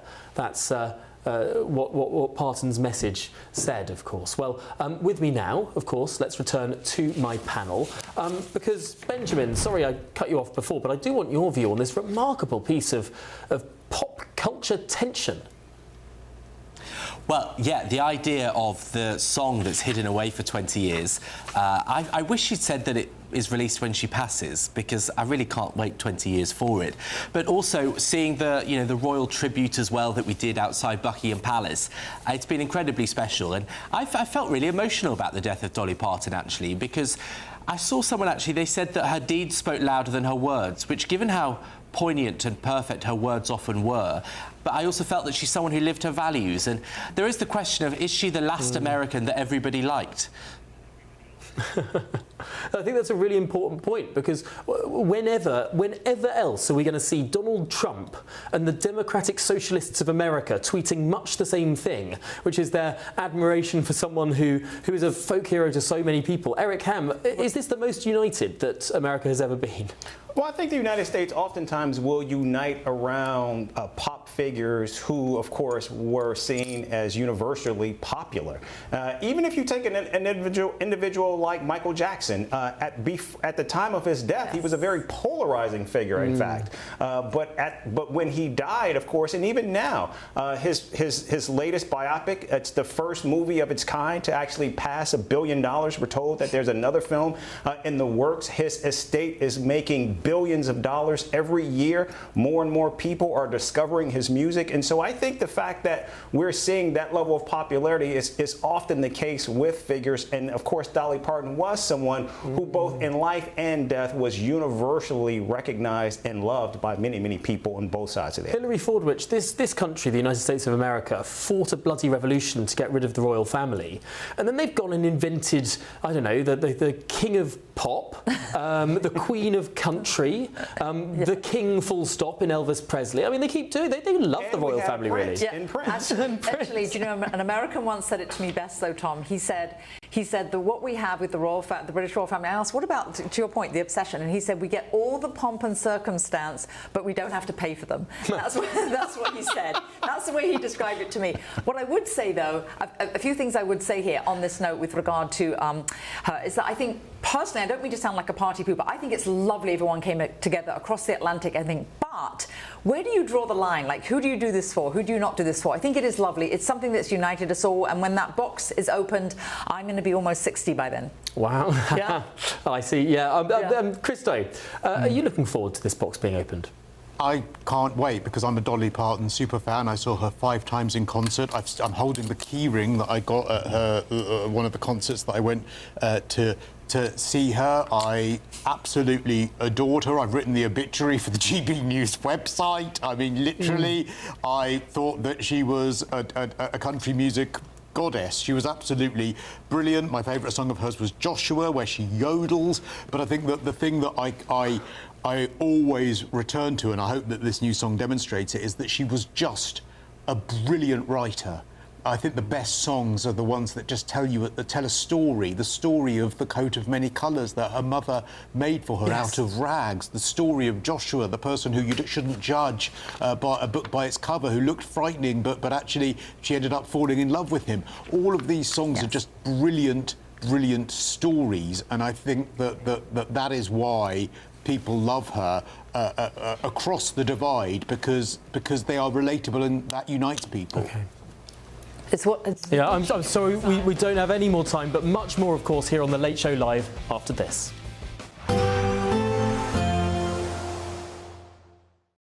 Today, clouds overhead, total zen within. Boxed Solar sponsors the weather on GB News. Hello, good morning. Welcome to your latest GB News weather update brought to you from the Met Office. Heavy rain will move northwards throughout today. We're bringing a risk of thunderstorms to parts of Wales and England. Drier, though, further north, but we do have a weather warning out through much of today, particularly for parts of North Wales into central areas of England, where the rain may last quite a while, bringing a risk of some surface water flooding when we get a lot of rain falling in a short space of time.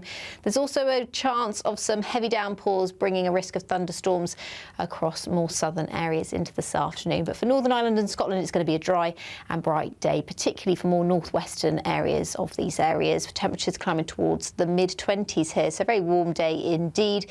It will feel humid as well into this evening once again. It's not until this weekend where we start to lose that humidity and warmth that you may have felt over the past few days. But a fine end to Thursday to come across more northwestern areas of Scotland, with shelter from the easterly wind. A bit more in the way of cloud across more northeastern areas of Scotland, northeastern England, seeing some of that heavy rain into this evening.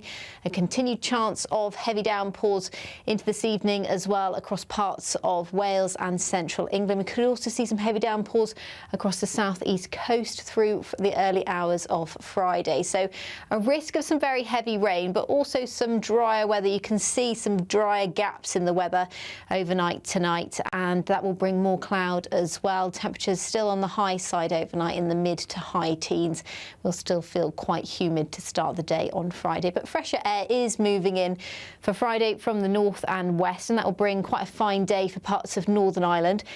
Elsewhere, though, across the UK, it's going to be a bit of a mixed day. A risk of showers, a chance of some heavy rain through the day wherever you are. This bringing a risk of thunderstorms, but also some brighter weather. It will feel quite warm, but also the winds will start to pick up too. So do keep an eye on the forecast. Bye-bye. Today, clouds overhead. Total zen within. Boxed Solar sponsors the weather on GB News. Britain deserves a newsroom that puts the facts and your voice first. Well, and that's what you get on GB News. Lively debates, lively conversation. And we're not afraid to hold power to account. And each other. So join me, Andrew Pierce. And me, Miriam Gates, for Britain's Newsroom, weekdays from 9:30 on GB News. Bold. They are under no illusion. Ray, are you a human trafficker? Boundless. I've had enough of the nonsense, and I'm not afraid to say it. Don't get this on the BBC. Every weeknight, I tear through the headlines. The smell of gasoline. Should we be worried about it? From Westminster madness to cultural war chaos. What I'm going to do now is they are throwing things out the car as we speak. Get ready, Britain. Here we go. Patrick Christys tonight, weeknights from 9 p.m. only on GB News, Britain's news channel. From the school run to the home run, watch a new show for all of Britain. He can say whatever he wants. A straight talking show where all voices are heard.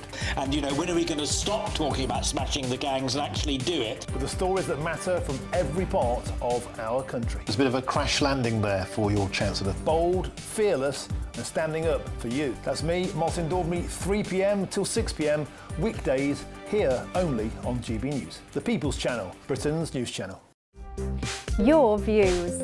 Just to be clear, my viewers are frustrated. Your voice. Lots of you guys getting in touch. Your perspective. Before these two start fisticuffs. Your issues. What is the official party line? Your concerns. Do you agree with that? Your show. Are you keeping up? Good. I'm so excited to be back this Tuesday at 6 p.m. Jubes & Co. only on GB News, Britain's news channel. Britain is not just a geographical expression. We are a people bound together by history and culture that are distinctively British. Join me to celebrate our music, theatre, artworks and literature, which we can explore and enjoy together. Everybody's welcome.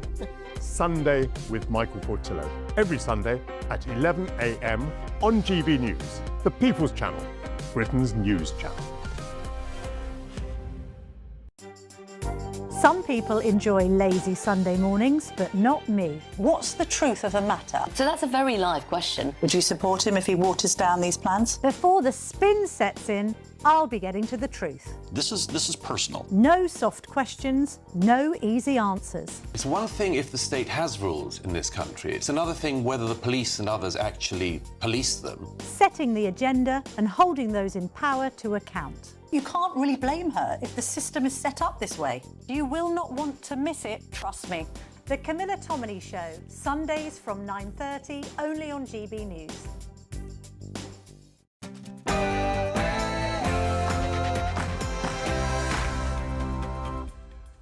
Live from Washington, D.C., this is GB News with the stories shaping both Britain and America. And in doing more, build a new economy where we put life's essentials back under stronger public control. Andy Burnham, yes, still quite hard to believe that he is the Prime Minister. Well, he says he wants wealth creators to stay in Britain. That's a bit of a change of tune, but can he stop the brain drain as so many young people look to flee Labour's high-tax state? We'll debate that next. Also on the show, the University of Cambridge is under fresh criticism after controversial writings penned by an assistant research professor have been uncovered. They include plans for a fully Islamic education system with no space for democracy. My panel and I will use our democratic rights and free speech to debate these extraordinary revelations this hour.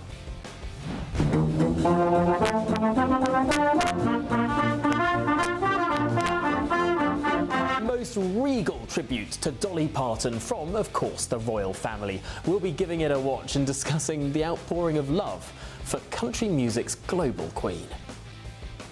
I'm Tom Harwood and this is The Late Show Live.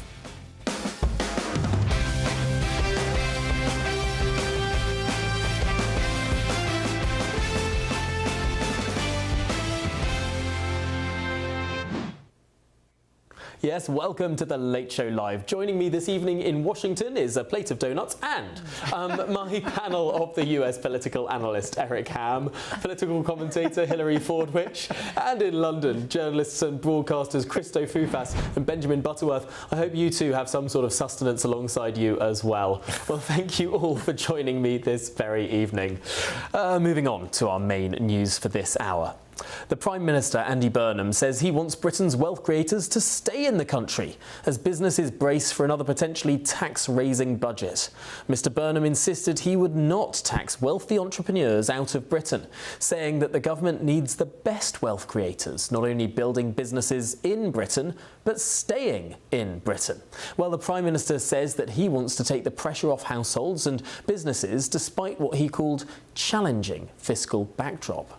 Well, he also signalled a more pragmatic approach to net zero, suggesting he could allow further drilling in the North Sea as Britain continues to rely on fossil fuels. Indeed, we will do for many years to come. Well, with me is the political commentator Jason Reed. Jason, thanks indeed for joining us. It wasn't that long ago that Andy Burnham was signalling support for a wealth tax. He's changed his tune. That's right. Well, Andy Burnham, in his the beginning of his premiership, he seems to want to be all things to all people. I think this is more of the same. This is more of his words not matching his actions, because if he really wanted wealth creators to be staying in Britain, if he really believed that young people leaving was such a great problem that we needed to bend the state to keep them in place, then he would not be pursuing this agenda that he still has of the big state. He talks about nationalising industries. He's promising all sorts of giveaways, all sorts of state spending without really saying where the money is going to come from. You talked already about high tax Britain. It looks like we're in for some more tax rises that is just going to drive more people away. And you see this across Burnham's platform. It's not clear where the money's going to come from. It's going to have to come from taxes. And I'm afraid more and more people are going to leave Britain. That does mean business owners. It does mean entrepreneurs. And it does also mean younger people in their 20s and 30s who may not be business owners yet, but they are the wealth creators of the future. They are the people who are highly educated, who are leaving, who have the most potential for growth. And Burnham and whichever Labour leader we might get after him, I think is likely to continue driving them away. Jason, of course, you are one such Brit who left for the United States of America. What were the reasons behind your emigration?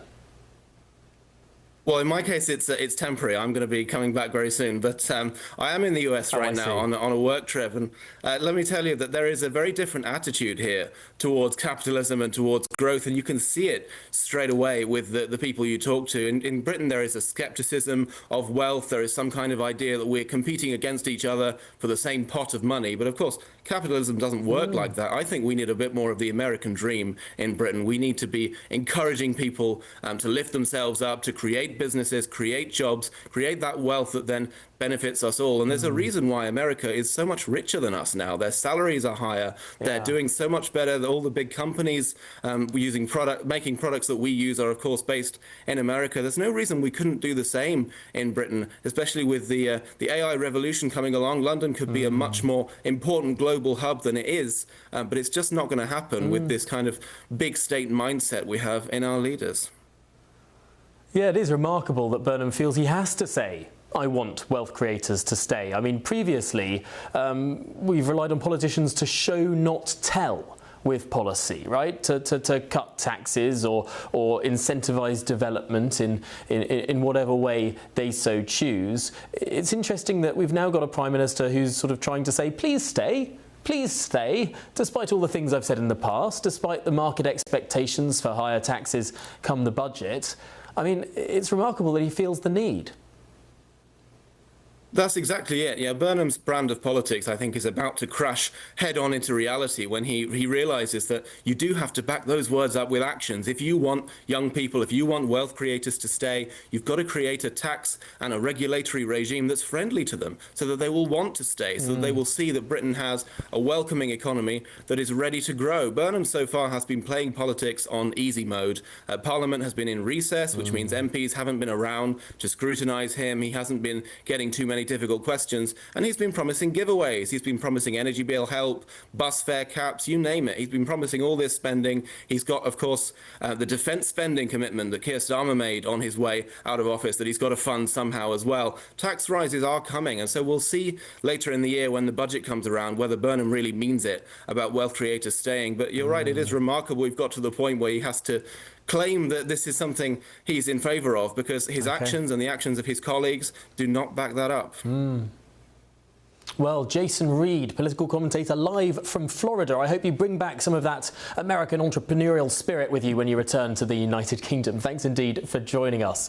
Well, with me now is my panel of the US political analyst Eric Ham, the political commentator Hilary Fordwich, and over in London, the journalists and broadcasters Christo Fufas and Benjamin Butterworth. Christo, what do you make of this idea that Burnham sort of says one thing with his mouth, and then when it comes to policy, we're sort of hearing something else?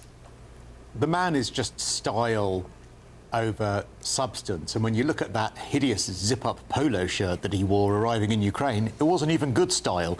He will say absolutely anything in order to look good. And my fear is that he's coming out with this nonsense. I mean, look at that, honestly. I mean, what is he doing? Having a night in Wetherspoons, or actually trying to meet people on the world stage? My fear is that he's saying all of this guff, whilst obviously you're quite right, his policy is not reflecting this. I mean, if you really want wealth creators to stay, then just rule out tax rises, something that you did not do the other day. But my fear is that he's actually campaigning for an election at the moment. And all of this pragmatic view of net zero, you can go online and find 30 quotes of him advocating net zero, saying how important it is, saying that we've got to solve the climate crisis. But he's suddenly done an about turn because he's trying to woo reform voters. Wanting wealth creators to stay. Again, that's reform territory. I don't think that he has actually done this U-turn on the climate that everyone suspects, because he says he will stick to the Labour manifesto, and the Labour manifesto bans new drilling, new exploration in the North Sea. New exploration is banned. Now, he might say yes to the oil and gas fields that actually Rishi Sunak said yes to, right? Rosebank included, because that process is already underway. If he says yes to those, technically it could be argued he's not in breach of the Labour manifesto, and there's an independent process already underway on those. But then when it comes to new drilling, the ban on new oil and gas fields or even oil and gas wells in the North Sea that Labour legislated for, there is not a single sense of idea, not a scintilla of hint that he's going to repeal that legislation. I think a lot of people are having the wool pulled over their eyes on this issue, and the President of the United States could be one of them. Yeah, and we're actually buying it from the Norwegians and they're drilling in the same field. Yeah, no, it's extraordinary. Benjamin Butterworth, come on, let's hear some defence from Andy Burnham. Well, first, it's bold to hear someone talk about style who's dressed in their mother's curtains as a jacket, so I'm not sure Andy Burnham needs to take any lectures. But look, I actually think that one of the central issues about keeping younger people who are wealth creators is not necessarily tax, but it's the fact that it's really hard to build a stable life. So the cost of getting on the housing ladder and the fact that rents in much of the country, far beyond London these days, are a third to half of people's available income is something that means both that they don't have the financial flexibility to start a business, to start a family, to take financial risks, to be entrepreneurial, and also that it means that it eats up so much of the money if they do start to have some success. And I think often that's what you hear, is that younger entrepreneurs and wealth creators will think, I can't actually build a life even if I'm doing well. And so for me, I think the way to put more money back in people's pockets and to create the kind of stability that you and I's parents and grandparents' generations could achieve would be to revolutionise the housing market. I think that would go a long way to keeping talented young Britons in the country. Yeah, I think you make a really strong point there, and we did see some positive notes out of this government. In fact, the very first package I made here in the Washington DC area when I got here last week was on this sort of transit-oriented development, a very wonkish phrase, right? But it basically means it's much easier to build around metro stations, at least in Arlington, just over the river from Washington DC. And they've had this policy since the 1980s, and it's meant that Arlington has loads of housing, and actually housing or rent growth in DC is much lower than other rich cities in America, which is really interesting. And ultimately, that seemed like a really good policy from Andy Burnham from my perspective. However, I then read the fine print, and he said that, new housing in these areas that's going to be allowed to be built, up to 50% of it will have to be quote-unquote affordable.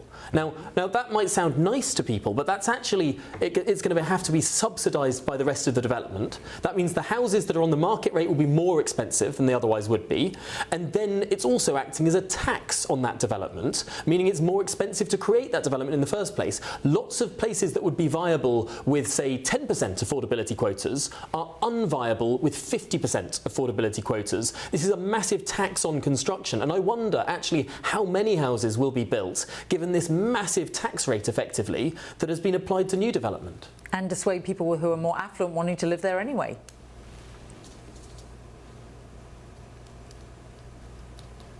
That was, I think, to you, Benjamin, but if you don't want to... Sorry, I thought you'd moved on from me. Usually so quick, it's like I'm lucky to get a word in. Look, I do think that ultimately the way to get affordable houses is to build far more of them. And there are also problems that the construction cost in terms of planning permission is a very heavy burden on the cost, but also the materials have gone up as well, the cost of those. And then there's lots of sort of bureaucracy in terms of the particular rules of where windows and things have to be that just feels over the top. So I think, a mass building project is the answer.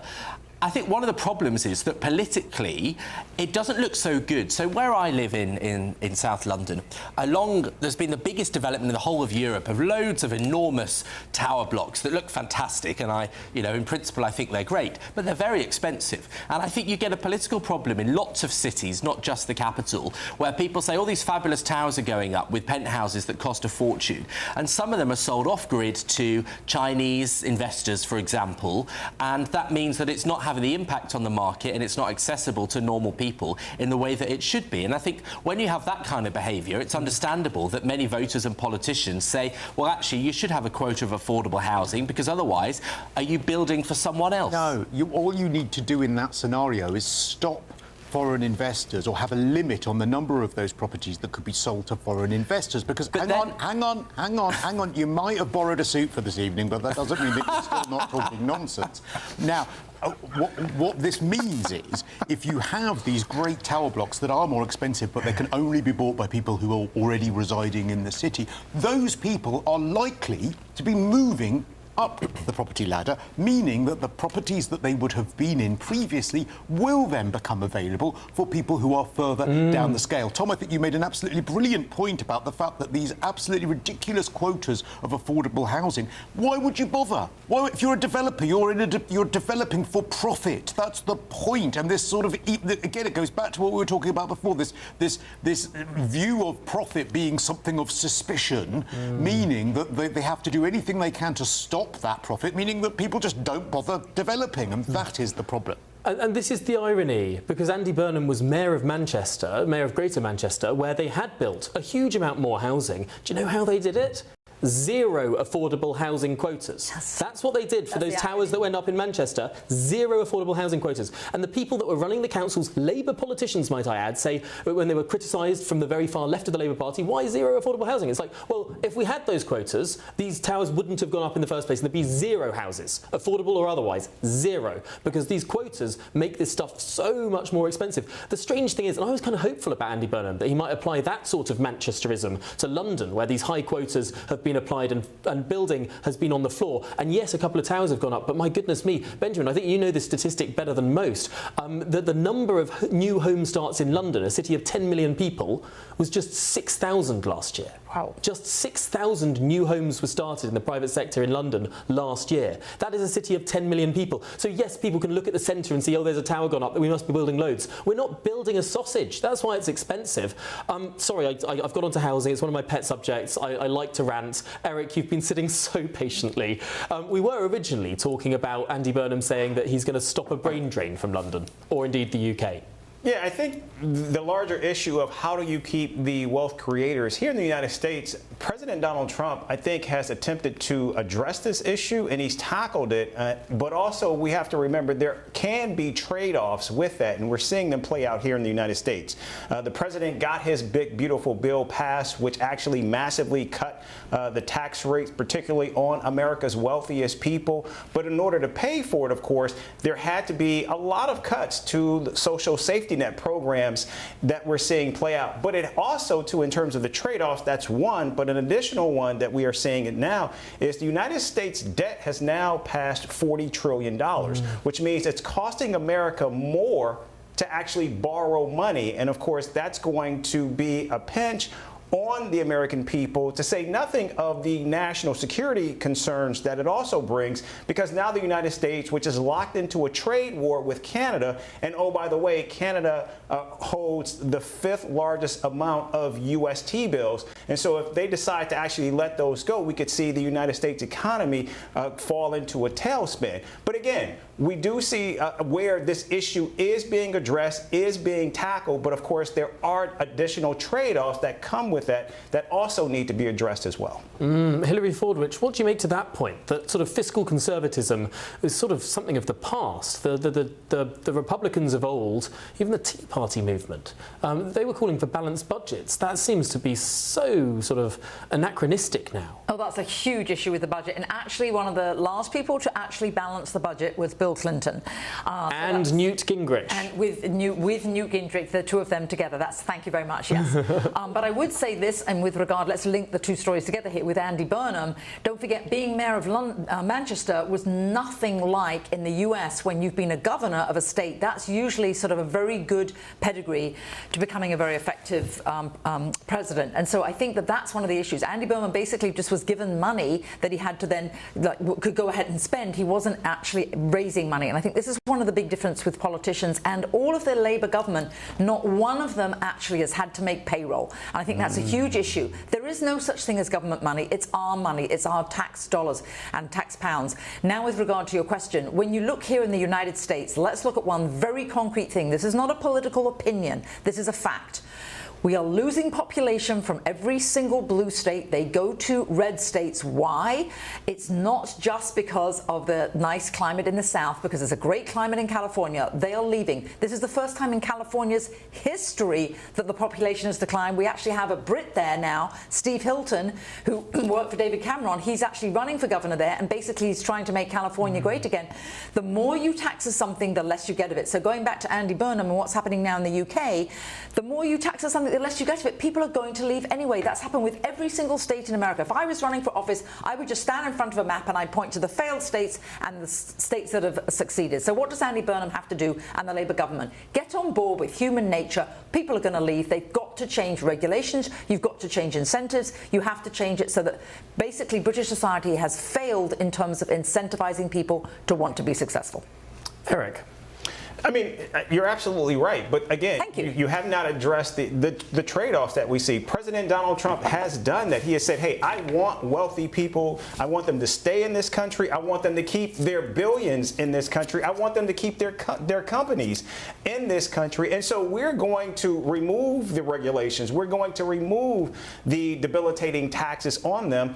But again, what it has done is it has led to runaway debt that we are seeing now that is going to continue to plague the country, and it makes the nation much more vulnerable. Scott Bessent, the Treasury Secretary, has said that we're going to actually grow our way out of the debt, and I do think with the reshoring of manufacturing, same thing in the UK, manufacturing has gone abroad. When you reshore manufacturing, when you bring American companies back here and they're employing people and those people are paying taxes, that is one of the ways you're going to grow yourself out of it. Interestingly, one of the statistics that's not well known in Britain is that the number of people working in manufacturing through the 1990s actually grew as the price of energy fell. I mean, yes, there was a readjustment in the 1980s. There was a massive readjustment because a lot of the sort of kinds of factories that were being massively hampered by union action or state restriction or subsidy or whatever, they became uncompetitive. There was a readjustment. But after the readjustment, we were seeing growing manufacturing in Britain until a lot of climate policies came in, made energy incredibly expensive in Britain.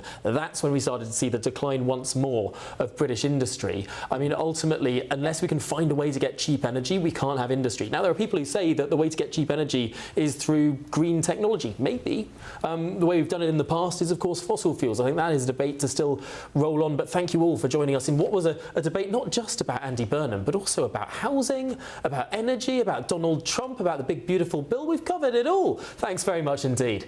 Well, let me know your thoughts. Of course, gbnews.com/your stay still ahead on The Late Show Live.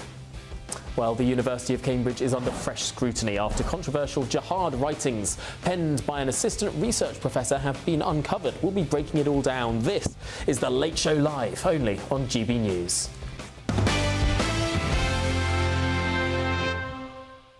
Welcome back to The Late Show Live. Quick break, wasn't it? Cambridge University is facing fresh questions over an academic who once wrote that Muslims should study engineering and computing to help produce weaponry for jihad. Yes, The Spectator magazine reports assistant research professor Farah Ahmed co-wrote the comments in a 2002 Hizb ut-Tahrir pamphlet, which also advocated an Islamic education system and rejected democracy and integration. Well, Ahmed said in 2010 that she no longer supported all of Hizb ut-Tahrir's views, but did not respond when asked by the magazine whether she still stood by the specific comments reported. Hizb ut-Tahrir has, of course, been prescribed as a terrorist organisation in Britain in 2024. Well, earlier in this programme, I spoke to the journalist Andrew Gilligan. With me now is the journalist who broke the story, Andrew Gilligan. Andrew, thank you indeed for making time for us this late hour in the United Kingdom. First of all, how did you stumble upon this story? It seems remarkable. Well, I've been dealing with this particular woman, Farah Ahmed, for quite a long time. In 2009, I exposed the fact that she'd had a lot of public money to run private schools for Muslim children in Slough and North London. And then actually I just came across this purely by chance when I was looking at something else, and she'd worked for another organisation I was investigating, and I found a CV of hers online, and was horrified to see that she'd now been made an assistant research professor at Cambridge, where she is, she's comfortably ensconced. And I looked for evidence that she'd changed her views since she wrote those words that you quoted, and many other things in that Hizb ut-Tahrir pamphlet.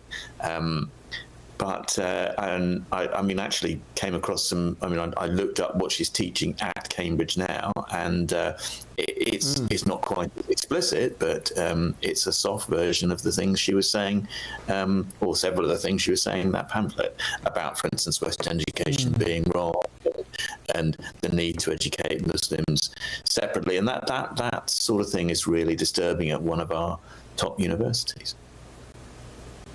Yeah, I mean, I suppose to some extent we should all think that academic freedom should allow people to say ridiculous, controversial, even awful things, and the space of university is one of those places where that can be discussed. And yet it seems like the thumb is very heavily on the scale in one particular direction when it comes to freedom of speech at universities. If you've in the past expressed support for organisations now considered as terror organisations, if you've supported sectarianism or sort of theocratic government of the Islamic variety, not of course of the Christian variety, that's banned, but ultimately if you do that on one side of the aisle, that's sort of allowed and defended as academic freedom. And then you look at the kind of stuff that's been said even by Cambridge University about the professor who exposed Jason Arday, who has gone through a process there at Cambridge. I know he denies that process is completely concluded, but you can see how this organisation treats one side of the aisle versus the other. Let's just try a thought experiment here. If a former member of the BNP, the British National Party, one of the most extreme right-wing parties in the country, openly racist white right-wing party, as Hizb ut-Tahrir was an openly racist Muslim party. If a supporter of the BNP, former supporter of the BNP, had been found to be teaching at Cambridge, they'd have been out in quicker than you could say Nick Griffin, and yet a double standard is applied with this woman who was a senior activist in the Muslim version of the BNP, and still hasn't repudiated these ideas. Every time I've written about her, 4 times now in the last fortnight, I've gone to her before in writing, 24 to 48 hours before, and said, this is what we're going to quote you as saying. Do you still believe these things? Have you repudiated these views? I asked her on Friday morning whether she repudiated the views about creating weapons for jihad, so that Islam could conquer other religions, and she just didn't answer. So, I mean, look, I do reluctantly agree that Farah Ahmed, benefiting from the democracy she condemns, should have the freedom of speech to say that, English is one of the most damaging subjects a school can teach, or to write that Muslim students shouldn't have to worry about gaining literacy and numeracy skills demonstrated through qualifications. She said that when she was teaching at Cambridge. Well, that was a fascinating conversation. Let's digest it with the US political analyst Eric Ham, political commentator Hilary Fordwich, and over in London, journalists and broadcasters Christo Fufas and Benjamin Butterworth. Hilary, the idea that someone would be employed with those sorts of views, perhaps in decades past, would be all what university's about, some sort of fruit, or maybe not that extreme, I'm not sure. But ultimately, there does seem to be the finger on the scale here from opinions of one political ideology versus another. Absolutely, and Tom, it isn't just in the UK. I'm not saying this particular issue is pervasive at all in the US, because that I haven't studied and I don't know. But what is definitely pervasive, both sides of the pond it seems, is that universities, and actually not just higher education but undergraduate schools, are no longer teaching students how to think. They're teaching them what to think. And I think there's a huge, vast distinction there about the leaning, the political leaning. And one of the things I always said about when President Trump was elected over here, he didn't just beat Biden, he didn't just beat the Democratic machine, he didn't just beat social media, he also beat education. Because what you're finding is these universities are churning out very, very liberal, left-leaning students. And we're seeing that with many of the socialists that are obviously have been elected here in the US, and the rise of the Democratic Socialist Party, where they literally believe that there could be a free lunch. And I always defer to Margaret Thatcher, who said the problem with socialism is you run out of spending other people's money. There is no such thing as a free lunch. But you're seeing that across the board here, and that's a huge issue. And I think this, going back to this issue now in the UK, I think it's absolutely ghastly that someone would sign their name to a document, and now she won't actually, if you notice, she won't actually, from what he said, she won't actually refute it. Well, I can tell you this, when someone won't refute something, it means that they fundamentally believe in it. You can't get me to say that a donut is healthy, I just won't say it. Now, it's worth saying that she said, though she signed it, she didn't recognise the document as hers. I mean, it seems then like why did she sign it? Is she a nitwit? And that doesn't quite track with what she told The Spectator, which, of course, is a very reputable magazine. Eric Ham, what do you make of this bizarre story?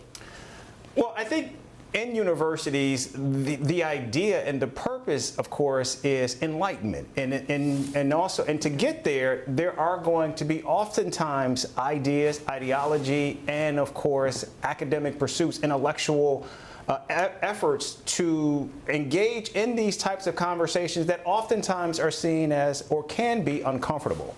Now, what we're seeing here is, I did not see this document. I don't know exactly what she wrote, but if there was something like this, this perhaps is a bridge too far, because oftentimes we in universities, and I was at what many in the United States would see or say is a very conservative university. I was at the University of Chicago during the height of the Iraq War. And we had professors there who were seen as hawks, Professor John Mearsheimer or Professor Robert Pape, who were there, who were teaching. I actually studied under both at that time. In fact, my thesis was on the economic impact of suicide terrorism. But of course, I was not calling for suicide terrorism. I was not suggesting that we should engage in suicide terrorism. But I was in fact writing about what the costs were, and also what these organizations and these entities thought that they were getting as a result of that. And I suppose, Eric, if you're approaching that with an open mind, you must be thinking, well, there's a world in which you could entertain the possibility that suicide terrorism was an economic stimulus. Exactly, in terms of those who were doing it. You're right. But it's unclear where she was going. But oftentimes, just like with our efforts in entrepreneurial pursuits, we do draw the line, we color the line, we go over the line in terms of our intellectual thought, because again, our brains are limitless in terms of what we are allowed to think. And oftentimes at universities, your cachet, your capital is your ability to think and think outside the box. And I don't think we should be doing anything to deter that. However, in this instance, what universities I don't think should be doing is anything that I think leads people to think we are condoning or actually suggesting that people should engage in violence. Right, exactly. And I'd like to put on the record, in case it wasn't particularly clear with my intervention, that I do not think that suicide terrorism is a good economic stimulus. In fact, I don't think the broken windows theory of economic development is a particularly good one. The idea that if you smash a window, there's economic progress in rebuilding that because you've lost value in the first place. Anyway, enough Milton Friedman. We've done Chicago, we've done the freshwater school. Let's turn to Christo Foufas, because it does seem to me there's a particular thread running through a lot of modern society. I mean, at I think it was at Davos, they had some sort of strange panel that was involving holistic medicine from pre-Enlightenment societies, and it's like, if you have to call something alternative medicine, the one thing it's not is probably medicine. And similarly, it seems that we give a pass to, I don't know, Islamic scholars who say ridiculous things about evolution and about education and how it must be all within the context of the Quran, that we would never allow with any other religion. You're absolutely right, and I think that is the thing that irritates people the most, is the hypocrisy of the whole thing. How many times have we heard of protests at universities because students don't feel safe, that there might be a debate that would challenge what their ideas might be, and they need a safe space, and it's going to be terrible for them, and they can't have this speaker come in, and all of the free speech stories around that. Those speakers are always on the right. Where are the protests about this person? Where are the students saying, sorry, I cannot possibly enter a building in this campus because of this person being there? Well, they will not come, because people who are in certain have certain views, shall we say, seem to get more of a free pass. And separately as well, what on earth is going on at Cambridge? What on earth is going on at Cambridge at the moment? I mean, it's like every single day there's a new story devaluing their common sense. And bearing in mind that they are meant to be an institution which is at the forefront of research, they're not very good at doing it themselves, are they? Benjamin Butterworth, universities, load of nonsense, aren't they? Say that again, sorry. Universities, should we give up on them as a particular route to academic learning? Well, I doubt Christo ever got into one, so he probably holds a grudge to this day. But, Ooh. But look, he didn't deny it. There we go. He didn't repudiate it. Now, look, I think I have an honours degree. Thank you very much indeed, and it's in a very, very prestigious subject. It was public relations. It was PR, okay. Public relations. Well, look, I don't think there's any danger of studying PR at Cambridge, but I do think that there are serious questions for them, because, you know, this woman says that she no longer has any association with the group that was prescribed, and so we take her at her word. But you would think that they should be investigating the idea that she's made such serious comments, or at least put her name to such serious comments in the past. Because universities, of course, are not just about the research or the lectures that you can provide, but they're places where people develop their ideas and form societies and form groupings. And I would be concerned that if she still holds some of these views, and there's reason to think she might, that those could be spread. And of course, it's one thing to test the boundaries of what's acceptable. It's another when it strays into calls for jihad or advocating for jihad. And I think that's the kind of area where it's incredibly dangerous.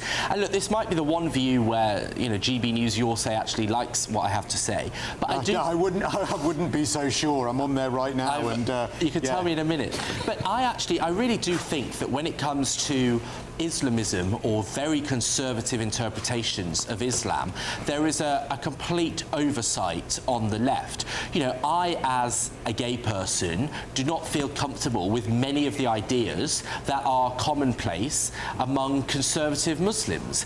And saying that causes controversy among some people on my side. And yet, if I made that comment by saying I'm not comfortable with Jacob Rees-Mogg opposing same-sex marriage or the abortion laws that we have in Britain, well, the left and my friends would all completely recognise that. So why is it that when you put Islam next to it, suddenly people don't oppose it that would otherwise? And I think that's a really dangerous precedent. And I think it's actually quite condescending. And I think that it's already coming back to bite us. We've seen it. You know, if you're gay, if you're Jewish, these things have come to cause serious problems, and we have to stop it at some point. Benjamin, I think that might be the most sensible thing you have ever said in your life. Christo, can we get one your say before we have to wrap this segment up, unfortunately? Well, they're just talking about how Benjamin needs to comb his hair, and none of us can disagree with that one. Oh, OK. Glad I've got some left. Well, on that note, thank you to my entire panel. We must get in what the Faculty of Education for the University of Cambridge said. Yes, the faculty said these comments were made in an article to which Dr. Ahmed contributed as a historical researcher more than 20 years ago. She has said that they are not her words and do not reflect her views. Dr. Ahmed has also reiterated that she ended her association with Hizb ut-Tahrir more than 15 years ago, long before the group was proscribed. Still ahead on The Late Show Live.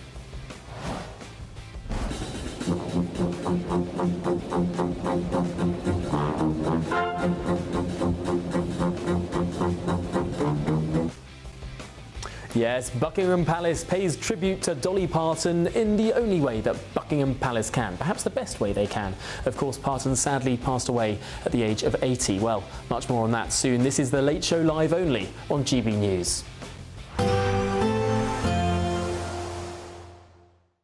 Expect warm spells with the odd rude interruption.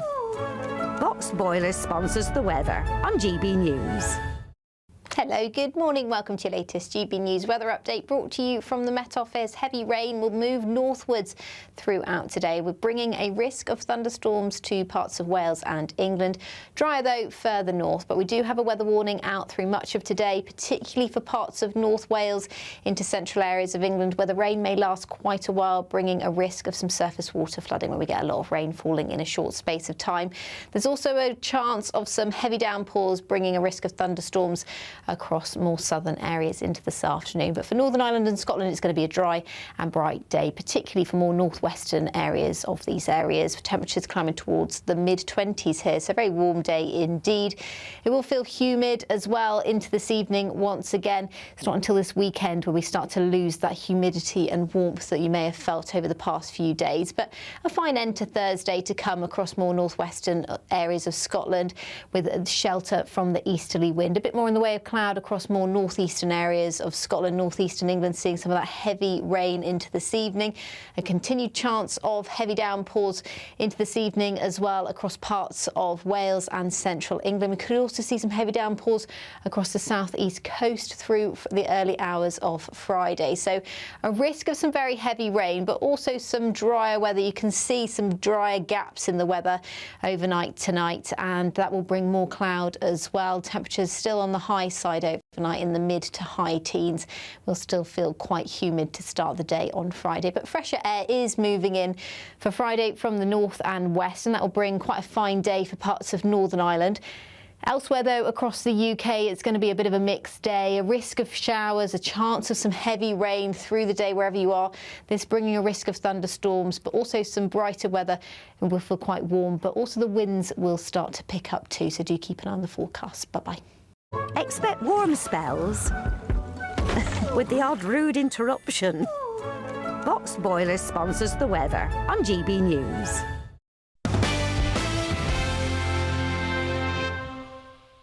This is The Late Show Live. And of course, as we were talking about yesterday, country music legend Dolly Parton received... Well, no, we weren't talking about this yesterday at all. We were talking about her sad death yesterday. But today, a very special tribute at Buckingham Palace, with military guards performing her smash hit 9 to 5. Yes, the band of the Coldstream Guards belted out the classic during the changing of the guards ceremony. An exquisite event. Take a listen.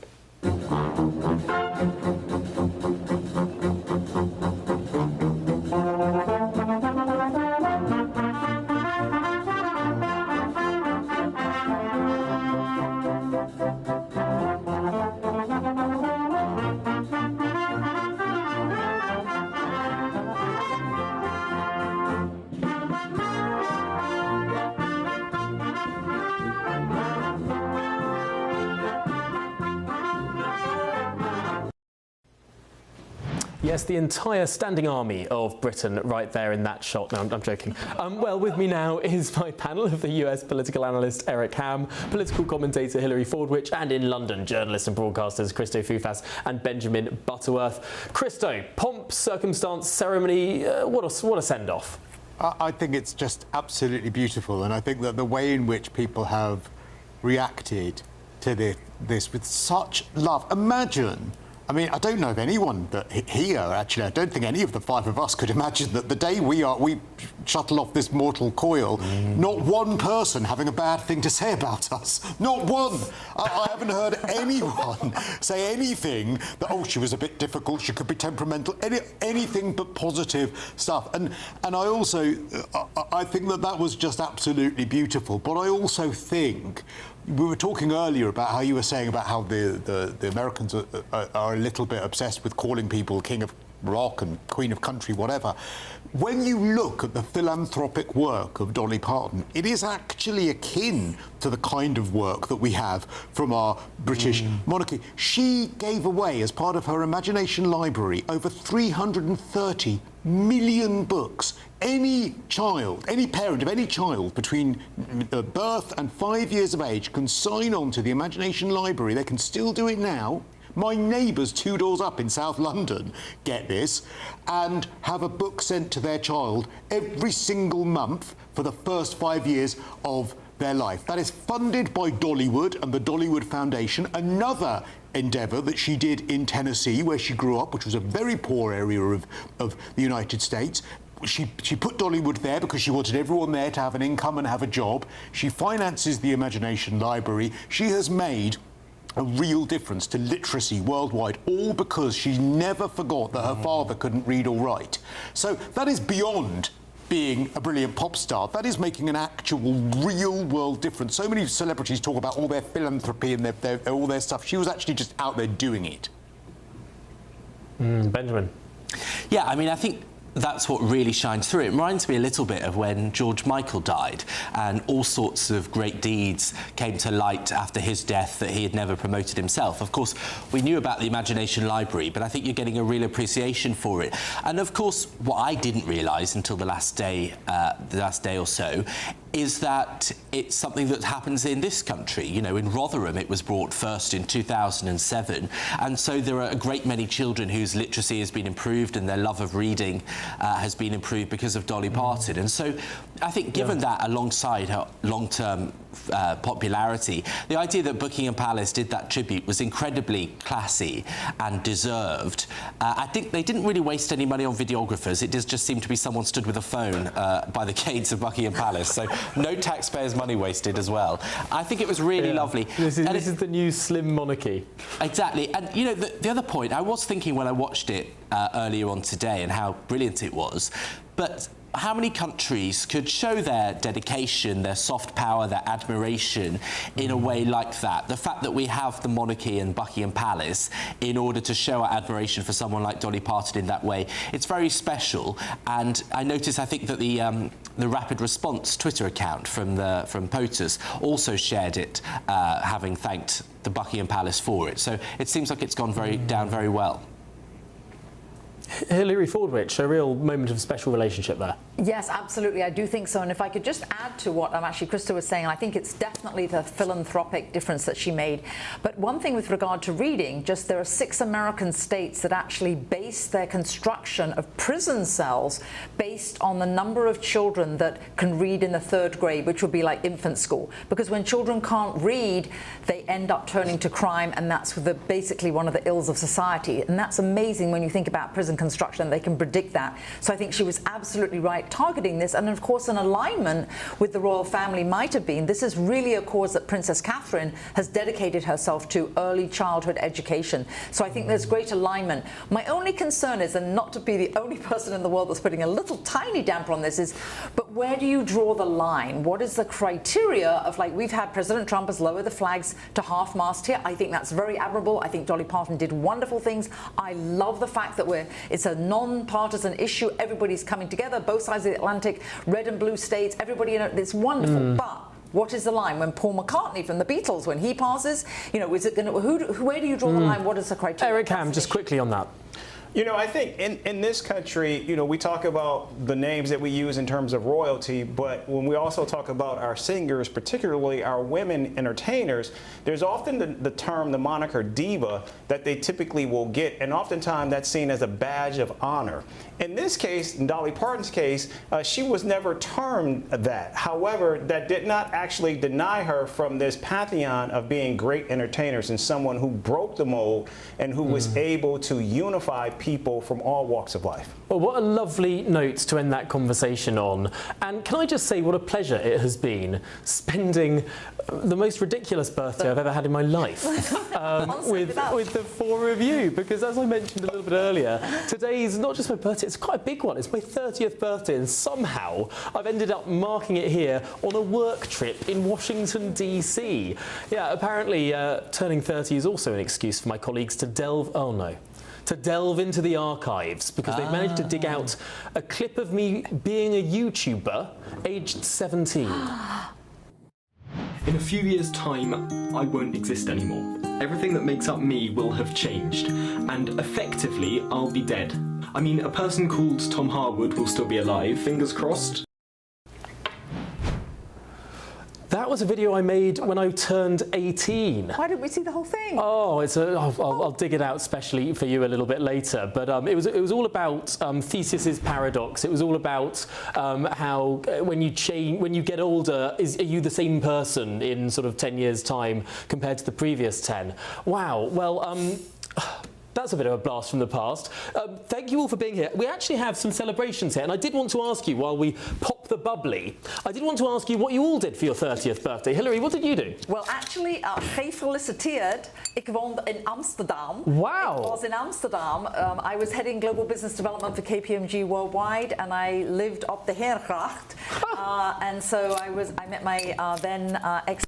Whoops, there you go. Oh no! Oh, it's very bubbly indeed. Okay. Wow, that's fine. I'm safe. No, it's on my little book. You know what? That will be a nice memory there. Actually, why am I pouring myself first? No, it's your birthday. No. I would never start. Oh, okay. Okay. While you pour, Eric, how did you spend your 30th? Oh my gosh, 30th was so long ago I can't even remember. So you can't remember, right? Why don't we turn to London while we try and clean up some of the mess here in Washington, D.C. How about you, Christo? Can you remember? Hey! There we are. I've just popped the cork. My 30th... I'm still a couple of years away from that, Tom, and so I really wouldn't be able to tell you. But you must tell me how it feels. Thank you. And I spent... no, that's... Sorry, there's a delay. Benjamin, go on. Yeah, I was going to say, I spent my 30th... I hired out a piano bar in Westminster, and had songs around the piano into the early hours. Gosh, are you gay? Well, a little bit. But that's what I did for it. I just think, these are big moments. It's a big date to turn 30, and it's important to... what better way to share it? Cheers. We should also drink to you. Let's toast the Tom Let's raise a glass to Tom's 30th. Despite, oh, not to me, to everyone who's ever had a birthday, but despite the delay on the line, let's try and all do it at once. Okay, so, how are we going to... Let's just go. Happy birthday Yeah. to you. Cheers. L'chaim. No, amazing, beautiful. Well, I suppose one of the other questions I have to everyone on the panel is, do you also have this sort of sense of foreboding of getting older? Is life, you know, a constantly bettering thing, or do you peak when you're 30? I mean, can I have some hope? And hopefully the decades that I have ahead. I can give you, I mean, you might not think you'll get it from me, but I will give you some hope. You do genuinely start to care less as you get older, but also as well, I genuinely think that the more you think about it, the more miserable it makes you, because you will never be as young as you are today. You're the youngest you're ever going to be. Oh, no. Oh, Krista, I was hoping for something uplifting. That is uplifting. Can we get some that is uplifting, because you're also the oldest you're ever going to be. This is it. This is great. Hillary? Oh, can I just say that when I walk and I carry my clubs, and all the young men, they're all in the golf carts behind me, sitting behind me, and I have men half my age hitting on me, so I'm actually happy. and Eric, I mean, you seem like someone who is ageless, and ultimately, I couldn't possibly begin to guess your age. But ultimately, do you think that there's life after 30? As someone who is close to twice your age, I can tell you that I've actually had much, much better years after 30 than I did at 30. Well, that is some happy news there. And Benjamin Butterworth, I suppose when you turn 30, I'm joking. All right. How do you think it will be? No, yeah. Do you know, I remember being really devastated right before turning 30, because it just felt like such a big age. It felt like such a milestone. So it can be a bit intimidating. I think when you've been through as many decades as Christo, you lose sight of that. But it is a big moment. But you know, I spent my 30th birthday just with my grandmother. She was 90 and I was 30, and I honestly think it was probably the most beautiful day of my life, because we got to share that. And she would pass just a couple of months afterwards. And so I think one of the things to remember is that, you know, we are all getting older. That's life. And so to share it with the people that you can, and to make the most of these moments with the people that you love, and that's what makes them special. And I think, well, firstly, I can't be nasty to you now because you mentioned your dead grandmother. But secondly, I do think that it's very, very good to take stock of where you are. And look at where you are, Tom. You're in Washington. You're absolutely nailing it. You're a star on GB News. Everything is for great. 2 weeks. You see, you're such a pessimist. Also, that's the problem. The problem isn't 30. The problem is the inherent flaws in your personality. No offence. Oh, maybe this is me being British after all. If I had a bit of more of an American sunny-side-up attitude, it wouldn't be so foreboding. Here's a sunny-side-up thought for you. No matter anybody who ever complains about anything about getting older, I'm like, you're not going to be better a decade from now. Appreciate now. Right now, today is the good old days. That's what I would say. Oh, there's that quote from The Office, isn't there? Where I wish there was a way to know that you were in the good old days before you'd already left them, which is a kind of a sad quote, but also perhaps kind of an uplifting quote, because if you keep remembering that quote, you might remember you are in the good old days. We are. Yeah. Exactly. Well, we only have a minute left on programme. I do want to grab... Oh, Benjamin, you talk while I find what people are saying on GB News, on GB Views. You know, you should be grateful for what you achieve. I'm pretty sure, Tom, I've known you since you were 20, because it was before the EU referendum. So I've known you for the whole of the last decade. And look at the amazing things you've achieved. So I think, you know, the healthy thing is to imagine what great things are going to happen in the next decade. And Tom, you and I met properly for the first time this year. I mean, is that not a reason for the celebration for your 30th? Amazing. Answer carefully. Well, I've got to say, Steve said he spent his 30th on Oxford Speedway as in 1991, watching my team Wolves lose 47-43. Decent meeting. Sudo says these are the good times. You start to care less. You actually know what you're talking about. You enjoy the little things. And Sudo, you also say I'm halfway to 60. Thanks for that. My goodness me. Claudette says happy birthday, Tom. Many more to come. Thank you all. Thank you to my panel. Thank you to everyone. I'm off to go to a bar. Cheers. Good night. Happy birthday.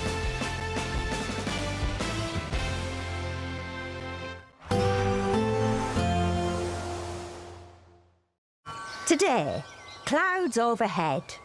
total zen within. Boxed Solar sponsors the weather on GB News.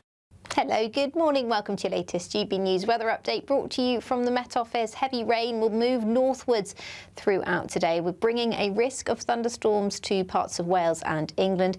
Drier, though, further north, but we do have a weather warning out through much of today, particularly for parts of North Wales into central areas of England where the rain may last quite a while, bringing a risk of some surface water flooding when we get a lot of rain falling in a short space of time. There's also a chance of some heavy downpours, bringing a risk of thunderstorms across more southern areas into this afternoon. But for Northern Ireland and Scotland, it's going to be a dry and bright day, particularly for more northwestern areas of these areas. Temperatures climbing towards the mid-20s here, so a very warm day indeed. It will feel humid as well into this evening once again. It's not until this weekend where we start to lose that humidity and warmth that you may have felt over the past few days. But a fine end to Thursday to come across more northwestern areas of Scotland with shelter from the easterly wind. A bit more in the way of cloud across more northeastern areas of Scotland, northeastern England, seeing some of that heavy rain into this evening.